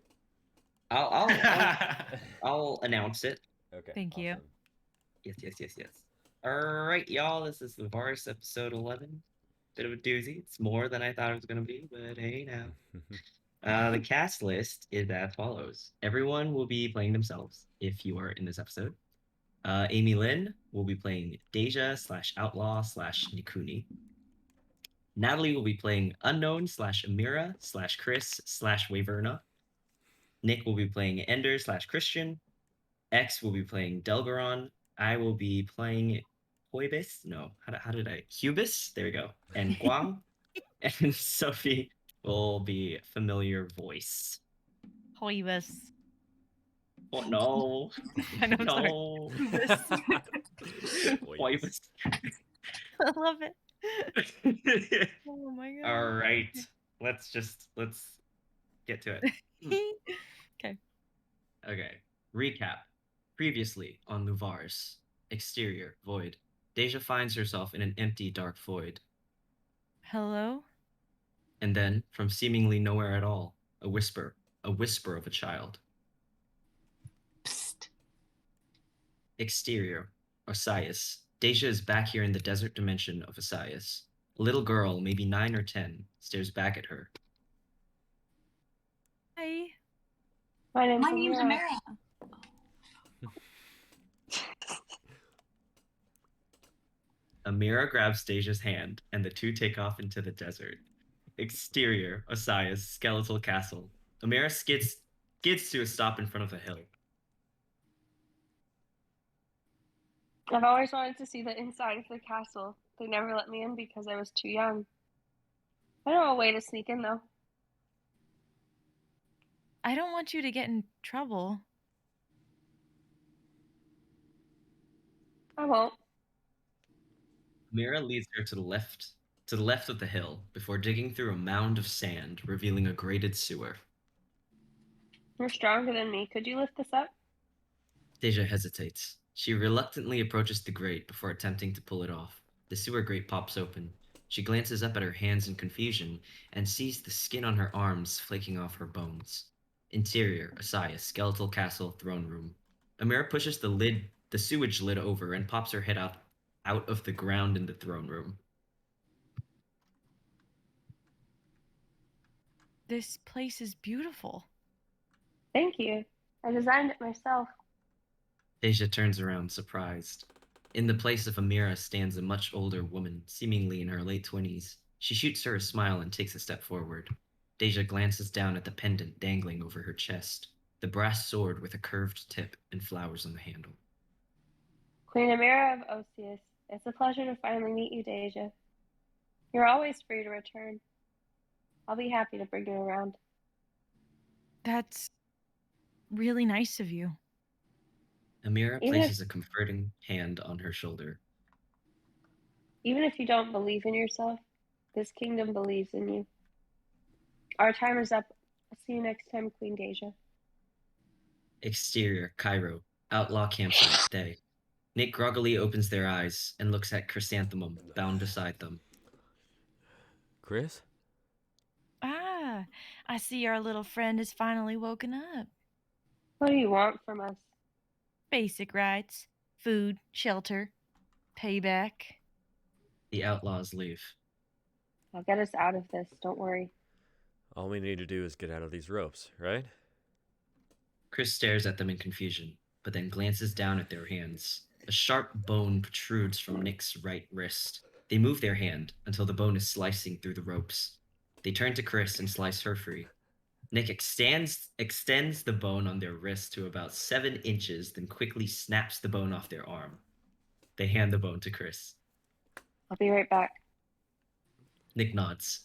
After resting a bit, Nick decides to follow the sounds of screaming and slashing coming from Chris. When they reach the scene, the sight makes them stop in their tracks. Chris stands in a field of fallen bodies, the bone in her hand bloodied. Nick catches a glimpse of her face and realizes now why she uses her mask. Her entire face, aside from her glowing green left eye, mirrors that of a skeleton's, and the dread it gives off is enough to bring any person to their knees. When the last outlaw drops, Chris turns to Nick, the skin on her face flaking back onto her bones. She drops the bone in her hand. All right, let's get our stuff and head back to the group. Okay. Nick looks around. Holy shit. Just who the hell are the skeletal warriors? End recap. Exterior, outskirts of Luvaris, day. Sophie and Xavier, still trekking along the path of the outskirts, find themselves approaching a little inconspicuous shack. A sign hanging up front reads, Treasures of the Outskirts. Breakfast, lunch, and dinner served. They share a look. It's been a minute since we found shelter. This might be our chance. Seems a little sketchy. We've been walking nonstop for about 2 days now. Come on, Sophie, my legs need some rest here. I know, I'm tired too, but Let's just check it out. If there are any signs of any trouble, we just bolt. fine. They walk towards the shack. Sounds of chatter and the light twang of a song leaks through the wood. It doesn't feel hostile, but the second Xavier opens the door for them to walk through, the atmosphere shifts. Interior, treasures of the outskirts stay. The patrons of the shack turn their undivided attention to the two uninvited guests. X and Sophie steady themselves, but before anything happens, a tall, lanky figure hurriedly approaches them from behind the counter, nervous energy radiating from their core. Good morning, travelers. My name's Ender, a host here at Treasures of the Outskirts. Would you be dining in? Yes, if there's any room. Of course. Right this way. Ender's skin is a light blue, with narrow dark eyes and a green mohawk on their oval-shaped head. They lead them to a booth in the back, tucked away from the center, thankfully. X and Sophie saddle into the seats before Ender leaves them to make their orders. Well, doesn't seem like we're welcomed here. Must be some kind of membership thing. Or maybe they've heard of us. Wow. A little egotistical, don't you think? Sophie rolls her eyes. Come on, we're being hunted by at least 2 groups of people right now. From what we've learned, us being here is a big deal for some weird fucking reason. It's not that crazy to think the world's against us. You make a good point. I don't feel comfortable here. Okay, let's just get something to go then. And then what? Just keep walking into oblivion? I'm tired, X, and I know you are too. Don't lie to me. Yeah, but we can't just stop. We have to keep moving or... Their conversation is cut short by the sound of whistling and snickering. Footsteps approach their table. Their hearts jump to their throats. A big, burly, hairy man, like werewolf-type Harry, Delgaron, stands in front of their table. Indentations on his arms sunken down into his skin like a tattoo, but more like carvings made with a knife. He grins at them, his teeth sharp and canine-like. If it ain't the Earthlings. Xavier and Sophie tense up. He's clearly not here to make nice conversation. Delgaron's friend, Hubis, a slightly smaller, leaner werewolf-type man, joins him by his side. Heard there was a sweet bounty on your heads. It ain't all 9 of you, but 2 would set us up for half a year at least. X and Sophie exchange a look. 9 of them. That confirms all their friends are here in the Vars too. Now, we could do this the easy way, or... Delgaron slams his fist on the table before extending his fingers and his 2-inch-long claws. Now, I know y'all supposed to be the legendary 9, but I also know that y'all are from the dead dimension Earth, which means, how strong can you really be? He snickers. Hubis doesn't want to wait. He straight up grabs Xavier by the neck, pulling him up from his seat with an arm over his throat. Sophie stands. Hey! Delgaron grabs her by the hair. Now, don't be so quick to defend your man, doll. A woman smacks Hubis over the head. Waverna, a known bounty hunter in this region, tall and muscular with scars decorating her jaw and neck, stands with her group of 5 other bounty hunters, seething. If you think you can take our bounties from us, you're going to have to fight for that right. I like to see you try, doll. Waverna immediately shoots some kind of projectile into Delgaron's side, sending him stumbling back, letting go of Sophie. He stares down at the 4-sided black star in his side, a shuriken.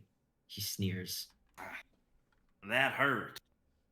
Another group of people approach the crowd, led by a wry, small, bug-like woman wearing a long silk outfit fitted into armor. Nikuni, another infamous bounty hunter. And who said your group had first claim, Waverna?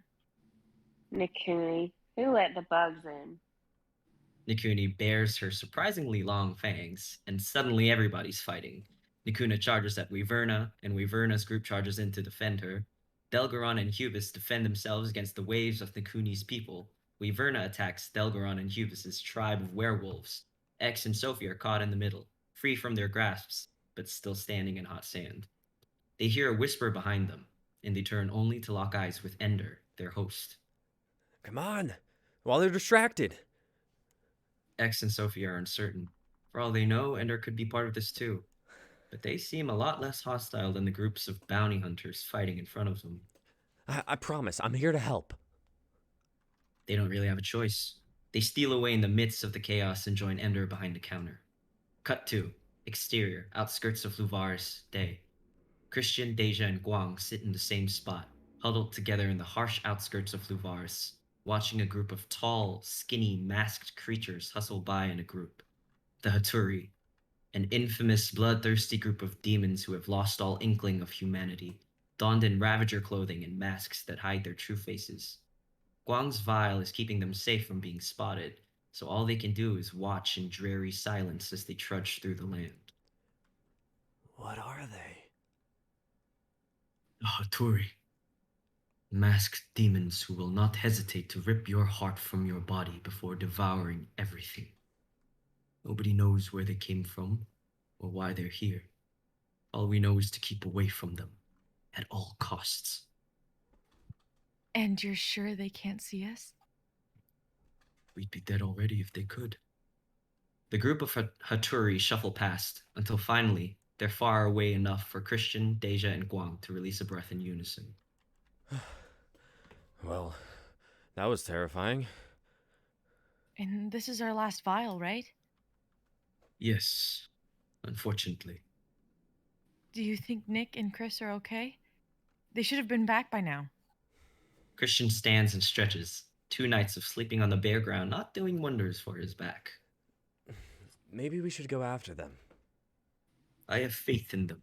They are both powerful. Put your minds at ease. Easier said than done.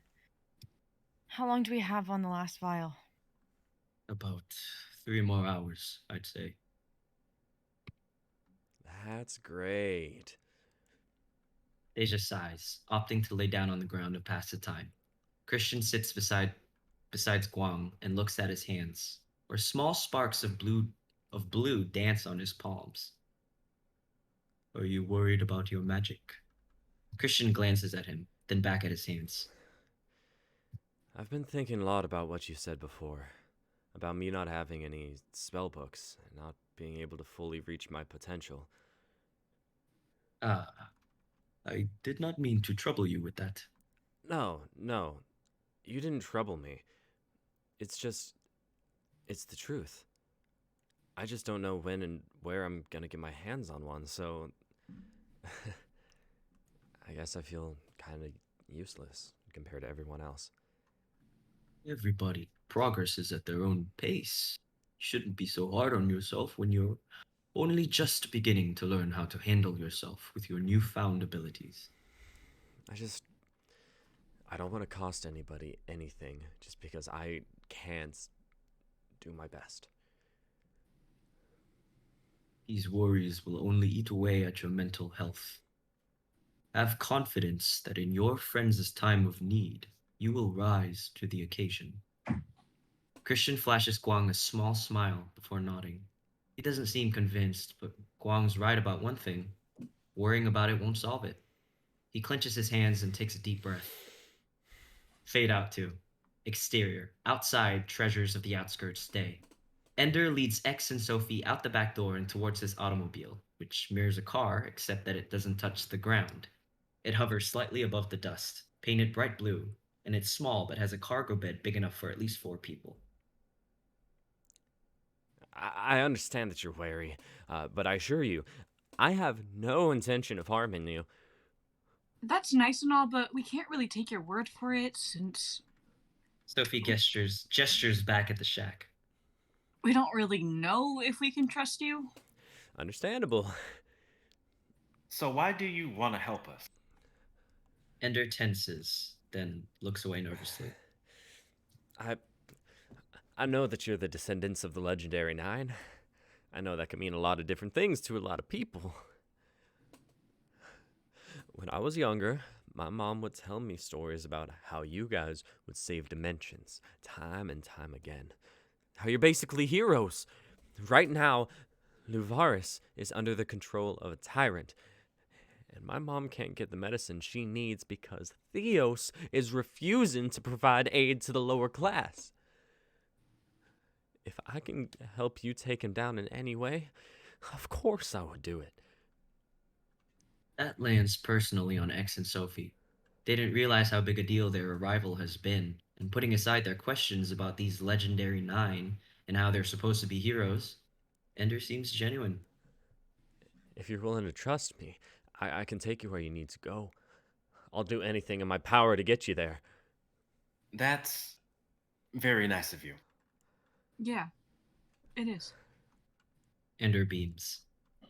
But if we come with you, we have some questions. Oh, of course. I'll answer whatever I can. Great. X peers behind his shoulder, where the sounds of the brawl inside the shack seem to be getting louder. Then let's get the hell out of here. Cut to exterior, outskirts of Luvaris, Ender's car, day. Sophie and X sit on the cargo bed of Ender's little blue car, the window between them and Ender now closed after having asked a multitude of questions that have been plaguing them since they arrived. Now they're up to date, thanks to Ender, but not any less concerned. The legendary 9, huh? I still can't believe any of this is real. X is silent. He stares up at the sky, deep in thought. Sophie looks out at the plains before them, running for miles and miles on end. Thank God we ran into a friendly face, though. I can't imagine having to walk the rest of the way to meet Drayen's friend. Yeah, we definitely struck gold there. Are you okay? Yeah. Are you? Sophie shifts, breathing a deep sigh. Sorta. Not really, but I guess I'm glad you're here. That I don't have to go through this shit alone. I would have been dead already if I did. X chuckles. You're kidding. You're like one of the toughest people I know. If anyone could survive this on their own, it would be you. Ah, shut up. I'm serious. But for what it's worth, I'm glad you're here too. They look at each other, and something passes in their eyes. Sophie awkwardly looks away, and X busies himself by trying to uncover hidden structures in the horizon. A tense silence passes, and X decides to clear the awkward tension by scrounging up a memory, any memory at all. He clears his throat and says, I was on a weekend trip with my cousins, going to this resort with an amusement park. I don't really remember the place, but they had this cool ride that whipped back around. Sophie finally looks at him, her gaze hesitant. You know, family cars have the movies in the back, but my cousin had like a PS2 instead of the VCR. So you could play games and watch movies, and I had a collection of DVDs. I also had my games on standby. Of course you did. What can I say? I'm a gamer. But for the majority of the ride, it was chill. We stopped at a little rest stop. You know, me being me, I stocked up on candy. Sophie smiles. How old are you? Around 12. Back then, I loved rock candy. plus some good old sour gummy worms. Thankfully, we made it to the rest stop because my cousin had to throw away his pee bottle. Sophie shoots him a look of disgust. X raises his hands in the air in response. Hey, we had to tough it out. It was a long ride. He had no choice. Sophie scoffs, and X continues. Also, we got to meet up and play a few games with my other cousins. We took 2 cars for the 2 families. I don't know if I mentioned that. So here's the kicker. After a long day of driving, we finally made it to the hotel. But we didn't sleep in the hotel rooms. We ended up sleeping in the cars. What the hell? Why? Because the rooms reeked of smoke. Like it was thick. So we had to stay in the cars and we watched a movie, played games, and I think we ate pizza. Hopefully, I'm remembering it correctly. And once we got to the resort, the excitement from the rides has just etched itself into my very soul. X smiles wistfully, thinking back to those times. He breathes out a heavy sigh and shakes his head.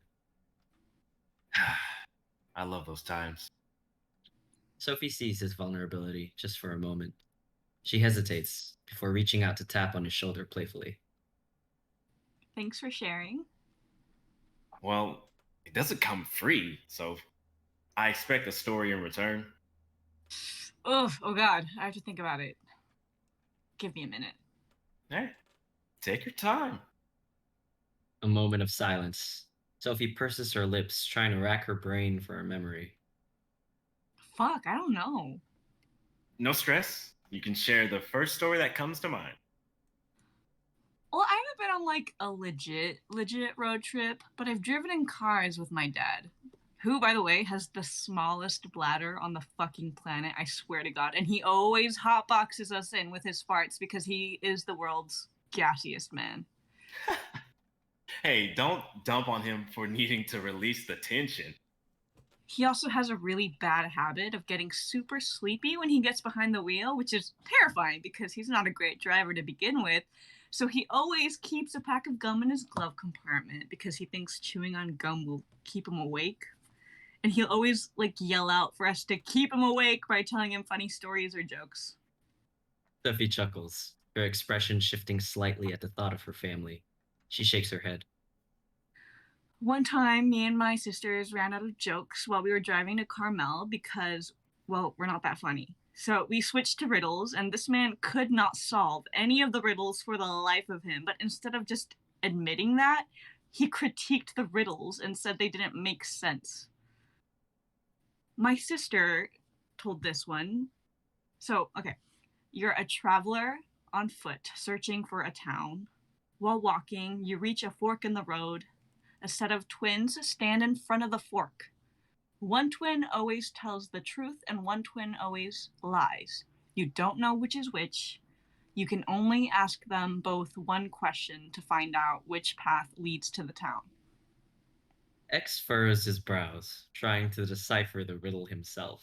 Sophie sees his expression and laughs. Look, I admit the riddle is good. I wasn't able to solve it myself either. So, what's the answer? Because I'm obliged to side with your dad on this. Sophie rolls her eyes.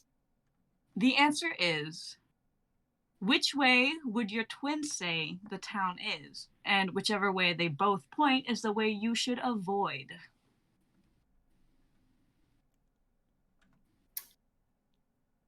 Huh? That's a good one. But before that was even revealed, my dad claimed that he wouldn't ask any questions because it was pointless and relying on someone else to find your way is dumb. Even after he heard the answer, he was like, that's stupid. Sophie snorts, shaking her head at the memory. X slowly smiles. You must really miss them, huh? Sophie pauses, looking out at the distance. Of course. I miss them a lot. X can't help but reach out without even realizing it and plays a hand on Sophie's. He squeezes. She looks up at him and slowly looks away, down at their hands. They stay like that for a moment, sitting in the silence, living in the memories. Fade out to exterior, outskirts of Luvars, night. The sun has started to lower in the sky, Light still filters through the darkness, but not enough to be able to decipher faces in the distance. Guang breathes a deep sigh and stands. Time's up. We're out of vials. Christian and Deja stand as well. What do we do? Be on the lookout. Now that the effects are gone, enemies won't just be able to see us, but sense us as well. We'll have to sleep in shifts, 2 people on guard at all times. I can take the first shift. I'm not tired. Me too. Eager, aren't we? All right, I will rest first. Please wake me if anything comes up. A sound in the distance causes Guang to falter. He turns, staring at the darkness miles away before clutching his satchel. Hattori. Again? I don't know if they'll be coming this way, but the sound isn't too far away. We might be looking at a battle sooner than expected. Deja winces. She had a moment of profound certainty earlier today, but now, at the thought of having to fight those things, she grips the pendant in her pocket, taking it out and staring at it for a long moment. Christian steps beside her, placing a hand on her shoulder. I got you, Deja. You're not alone. They share a mixed look of fear and determination. She releases a shallow breath. Thanks, Christian. A low rumbling echoes through the plains. Guang hesitates, grabbing a tube from his satchel and cracking it at the center. Light radiates from the tube, illuminating up to 6 feet in front of them. He dumps it on the ground and steps back. I apologize, Deja. Christian. I have no experience in fighting. We know, Guang. It's okay. We got this. The shuffling sounds come closer and closer, until 3 Hattoris step into their line of sight. White masks with black eyes and curved mouths fill their vision. Donned in ragged clothing from head to toe, reaching up to at least 7 feet, gripping a variety of weapons, though from the length of their nails, it doesn't seem like they even need them. Christian instinctively takes a step backwards, then steadies himself and steps forward. He puts his hand out, palms facing them, before closing his eyes. His heart beats in his ears, pounding against his ribcage, but he closes his eyes and forces the power from before out. A gust of wind pushes past them towards the Hattori, who raise their hands in defense, holding steady against the wind. Blue swirls swivel along Christian's arms and hands, and join the wind in their assault. The gust intensifies, so much so that it angers the Hattori in front, who screeches like a banshee in the night, launching itself forward despite the wind. Deja steps out and instinctively throws a punch just as the Hattori reaches them, her fist once again flaking above her bones, making contact with the Hattori's mask and sending it stumbling back a few steps. Though Deja used her enhanced strength, it's clear that it doesn't affect the Hattori the same way. It shakes its head, growls, and looks up. A small crack forms at the top of its mask. Do not underestimate them. They're powerful and ruthless. Thanks for the vote of confidence, Guang. Christian tries again, opting for another form of attack, but his power is weak. He doesn't understand how to summon it yet, so it comes out as the same gust of wind from before. The Hattoris regroup and attack at the same time, pouncing at Deja with ruthless vigor. Deja hesitates, unable to dodge a slash to the arm and a slash to her face. Thankfully, the skin on her face flakes off just before the claws make contact, but now her arm is bleeding. She backs away, shooting a strong kick against one Hattori, sending it flying backwards. Deja gathers herself, the adrenaline making the pain on her arm disappear just for a moment. A Hattori charges forward, swinging a mace. She dodges the hit by a mere inch before instinctively countering with a quick jab to its throat. It backs away, coughing. But then another Hattori immediately takes its place, jabbing Deja in the shoulder with a dagger. She staggers back, crying out in pain. Deja!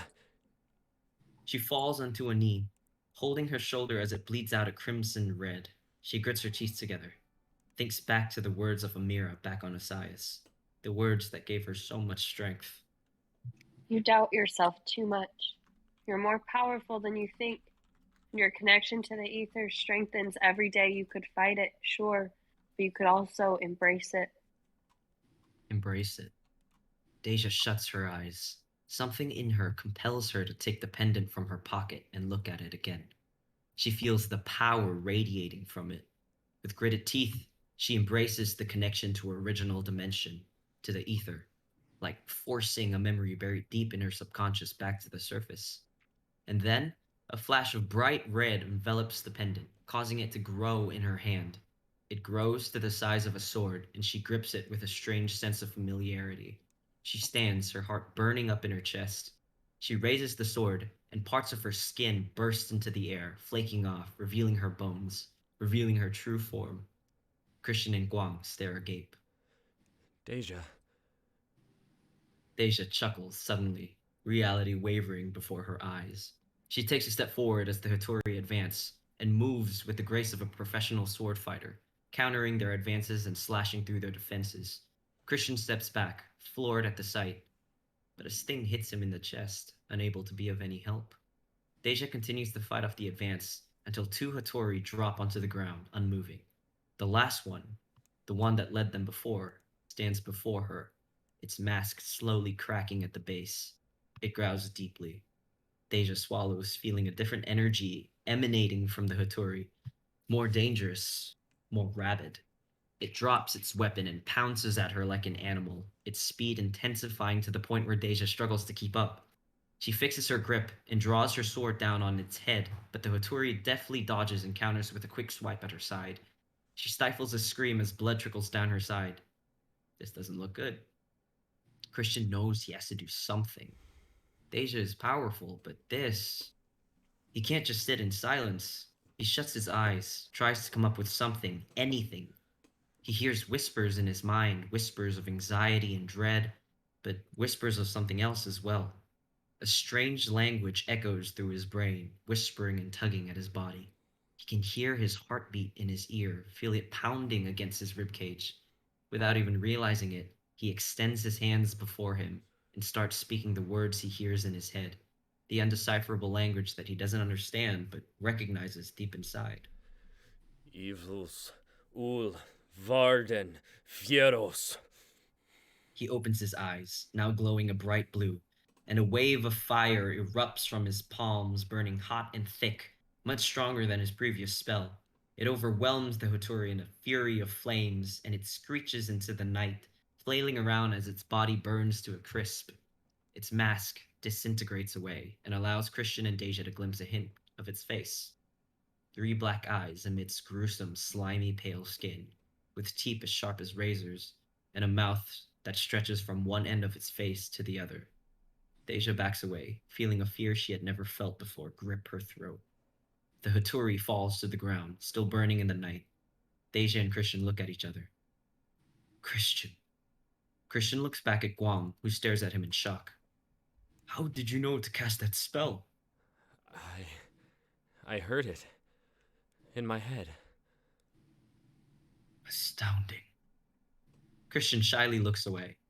But they don't get much of a respite, because as soon as they catch their breaths, the sounds of more shuffling echo through the night. Deja pulls herself up and stumbles back, feeling faint from the blood loss. And the pause in momentum has caused her adrenaline to settle, meaning the pain from her wounds have started to surface, throbbing all over her body. Christian steps in front of Deja, trying to summon the voice in his head once more. But when the sight of a group of 7 Hattori step into the light, their hearts drop. 3 was almost too much to handle, but 7? Shit. Yeah, shit is right. Christian shuts his eyes again, and the faint voice returns. But the Hattori are advancing quickly. He hears the voice again, and this time he yells out. Evils, ul, varden, fieros. A flurry of flames erupts from his hands once again. 2 Hattori get caught in the blaze, with one just barely getting licked in the shoulder. The rest continue their assault. Deja raises her sword, though it's clear it hurts her just to stay upright. She can barely swing it, so she uses the sword to block incoming attacks. Steel clashes against steel. Deja is trying her hardest to keep her balance, but the onslaught just continues. At this point, if they keep coming... The sound of a vehicle closes in behind them. Guang's voice cuts through the battle. Wait, who are... We're friends! Deja gets pushed back, and she falls to her backside. Christian just barely dodges a slash of a dagger, but he stumbles backwards into another body. He looks back at the person holding him, and his heart lifts. Xavier? Sophie steps in front of Deja, her eyes burning with rage at the sight of her friends in pain. Her body glows a light orange and red, as if a fire is burning straight from the inside of her body. She looks back at Deja, throws her a concerned look. Are you okay? Sophie, I can't believe you're... Express disbelief later! Fight now! Sophie whirls back around and releases a low laugh. Oh, you guys are in for it now. I'm pissed. She erupts in a flurry of flames, enveloping every inch of her body without burning her at all. Fire flicking out of her mouth as she breathes. Her eyes turn a transparent orange red, and like a flick of a switch, her demeanor changes, until nothing of Sophie remains. X helps Christian to the ground before staring at Sophie in worry. We need to help her. There's no way she can kill all of them herself. You don't know what she's like when she transforms. It's not her anymore. What do you mean? Xavier purses his lips but says nothing. Sophie takes a step forward, her stoic expression sharpened by the narrowing of her eyes. As she speaks, her voice echoes through the plains, loud and clear and full of rage. You will burn for every sin you have committed. Blackout. Let's go! Let's Holy go! shit, Make a pick. let's Yeah. go. Bro, I'm so hyped now. What the hell? Yes! They finally meet. Good shit. Holy shit. Nice. It's like when you start playing Black Sabbath or something at the end there. Exactly. Hell yeah. I was getting worried about what happened to me and Xavier because we hadn't been in the story for a minute. Yeah. Well, there you fucking are. Now you're Holy back. shit. You are back I loved Wow. with the gang. Thank you for the great read. That was fun. It was a lot of fighting at the end. Fantastic script, y'all. That's good. Whew. Fighting gets you into it. You just think about it. You see it happen in your head. Heck I yeah. can see Sophie towering over them on fire. Yeah. Let's go. That's good. Me over there with Christian scared, shaking my head like, oh, here we go again. Exactly. Amazing script. Thank you man. also for the road trip stories, guys. Yeah! No problem. Yeah, it was great. Well, a moment in that car seat. I know. Oh my I'm incorporating God. romance, guys. It's You little happening. streamer. Hey, it's good. You can't get Or real Eater's cute. That's romance. uncomfortable. I did bring it up once, but you guys did, were you like, did. I said I was "Do it. fine. I'm Go like, for it." Okay. I think we kind of agreed. We're just like, yeah, bring up readers' romances and ships. You won't do it, and now you're actually doing it, and we're scared. Just you wait. Hey. Uh-oh. I Uh-oh. don't know if I ever mentioned it because like Christian and I just have that relationship in real life where we make those jokes. But I remember back in the first few episodes of Luvaris, I was like, me and Christian have a little homoerotic thing going on. Yeah, I remember that. I remember you bringing that up too. How mine was verbatim. Confidence is sexy in a man, Christian. That's what I said. Did you remember? I don't even remember Holy that. shit. Yep. Holy shit. That's Seared it. into my brain. That's hilarious. Hey, confidence is God. sexy in everybody. True. I'm just saying, you're the writer, but if real Nick saw a bone skeletal lady tearing people apart with the sword that they made from their wrist, that's hot. That's hot. All right. There you go, Chris. Wait till next episode, you know. Uh-oh. Oh, I love that I You're just gonna see a lot more bones. Ooh. they're scared and turned Oh. on at the same time. Yeah. Exactly. That's the Those best. often go hand in hand. That's the best kind of turned on. if you're not afraid while you're turned on, I don't know if you're even turned on at all. I'm gonna Right? say it. true. I don't. So what are you true. doing? Your arousal is scary.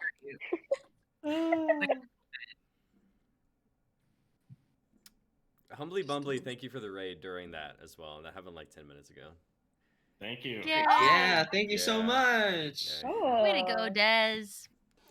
Thank you. And that was our final script of 2021. Oh. Ooh, let's go. Yeah, like it. You will burn for all the sins you committed. I'm bringing that into 2022. Oh, hell yeah, dude. Oh no. Okay. You will burn for all the sins you committed.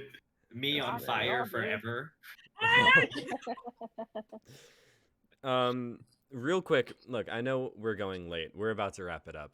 But I just want to give a moment to anybody who would like to reminisce on some of their favorite moments of the shows from this past year. Are there any moments that really just stood out in your heart and you want to remember right now as a group while we're in the show?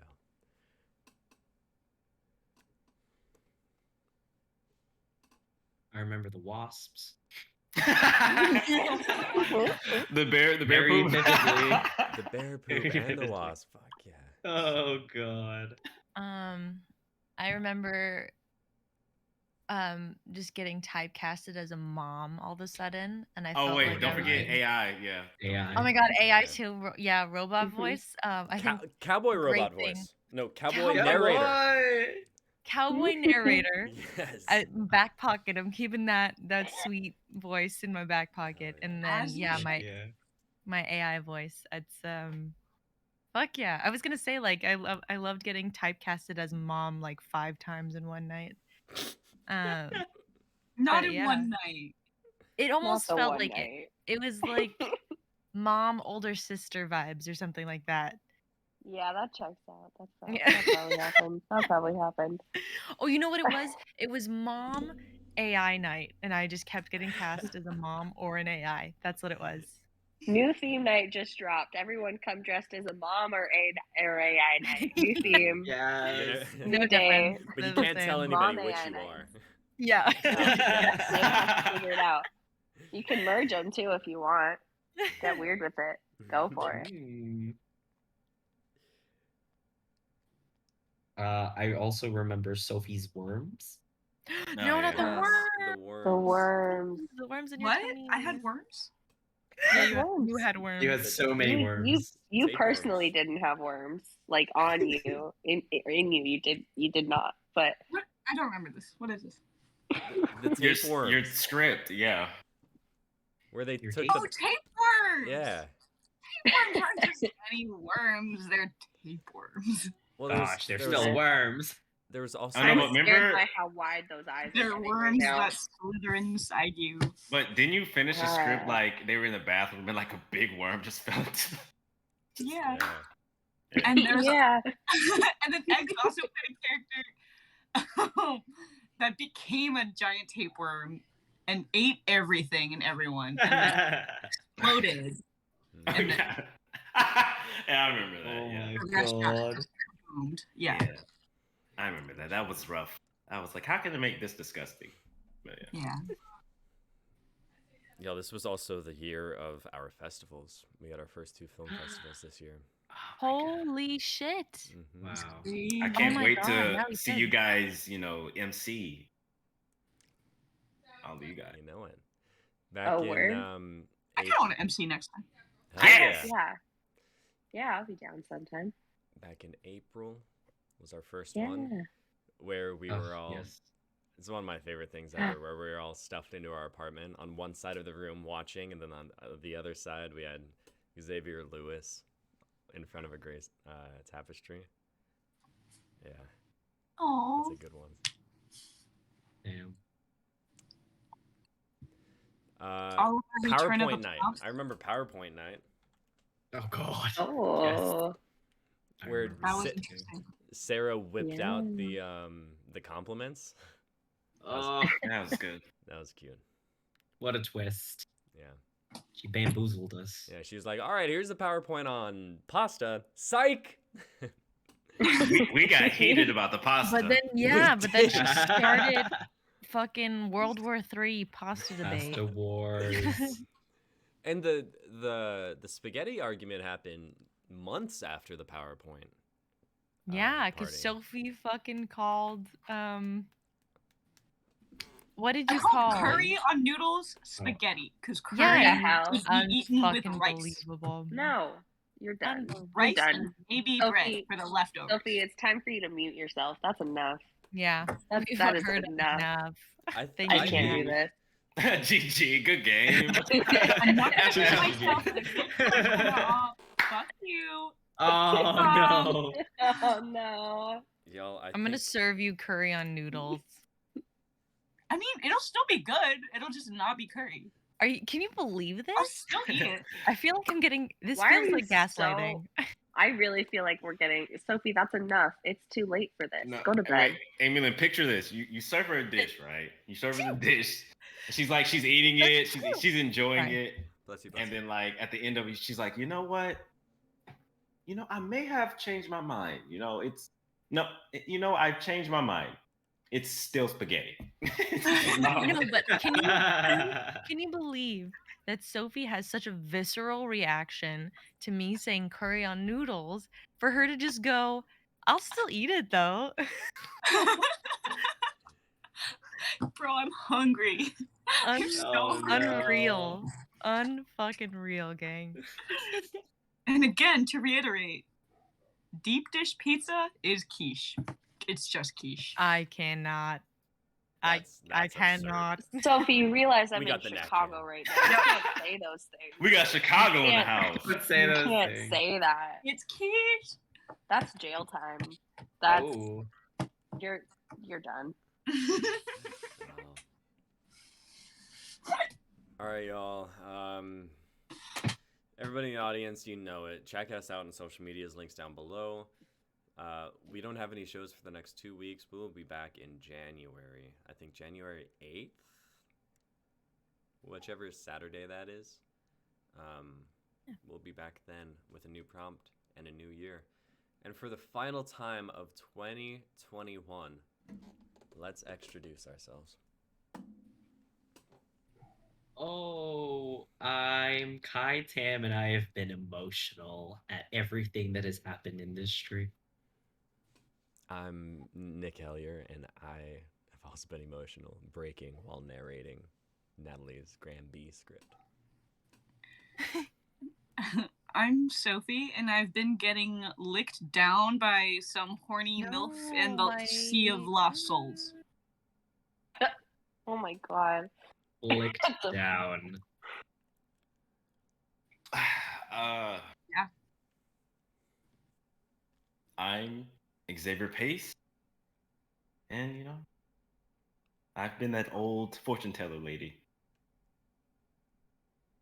I'm Amy Lynn Perea, and I have been in The Real Housewives of New Jersey all night. I'm Natalie Hilton, and I have allegedly been the MILF licking down Sophie in Miss. Please. Allegedly. Not confirming or denying. Well, at least it's a MILF, I guess. Allegedly. Oh. Always looking at the bright side. I like it. Okay.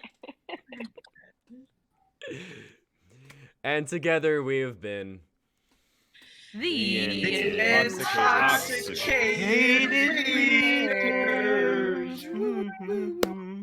Thank you all so much for a whole year of wonderful shows and spending time with us on the weekly. Have happy holidays, whatever you're celebrating, and happy new year. We'll see you in 2022. Bye, guys. See you. Bye. Peace. Bye.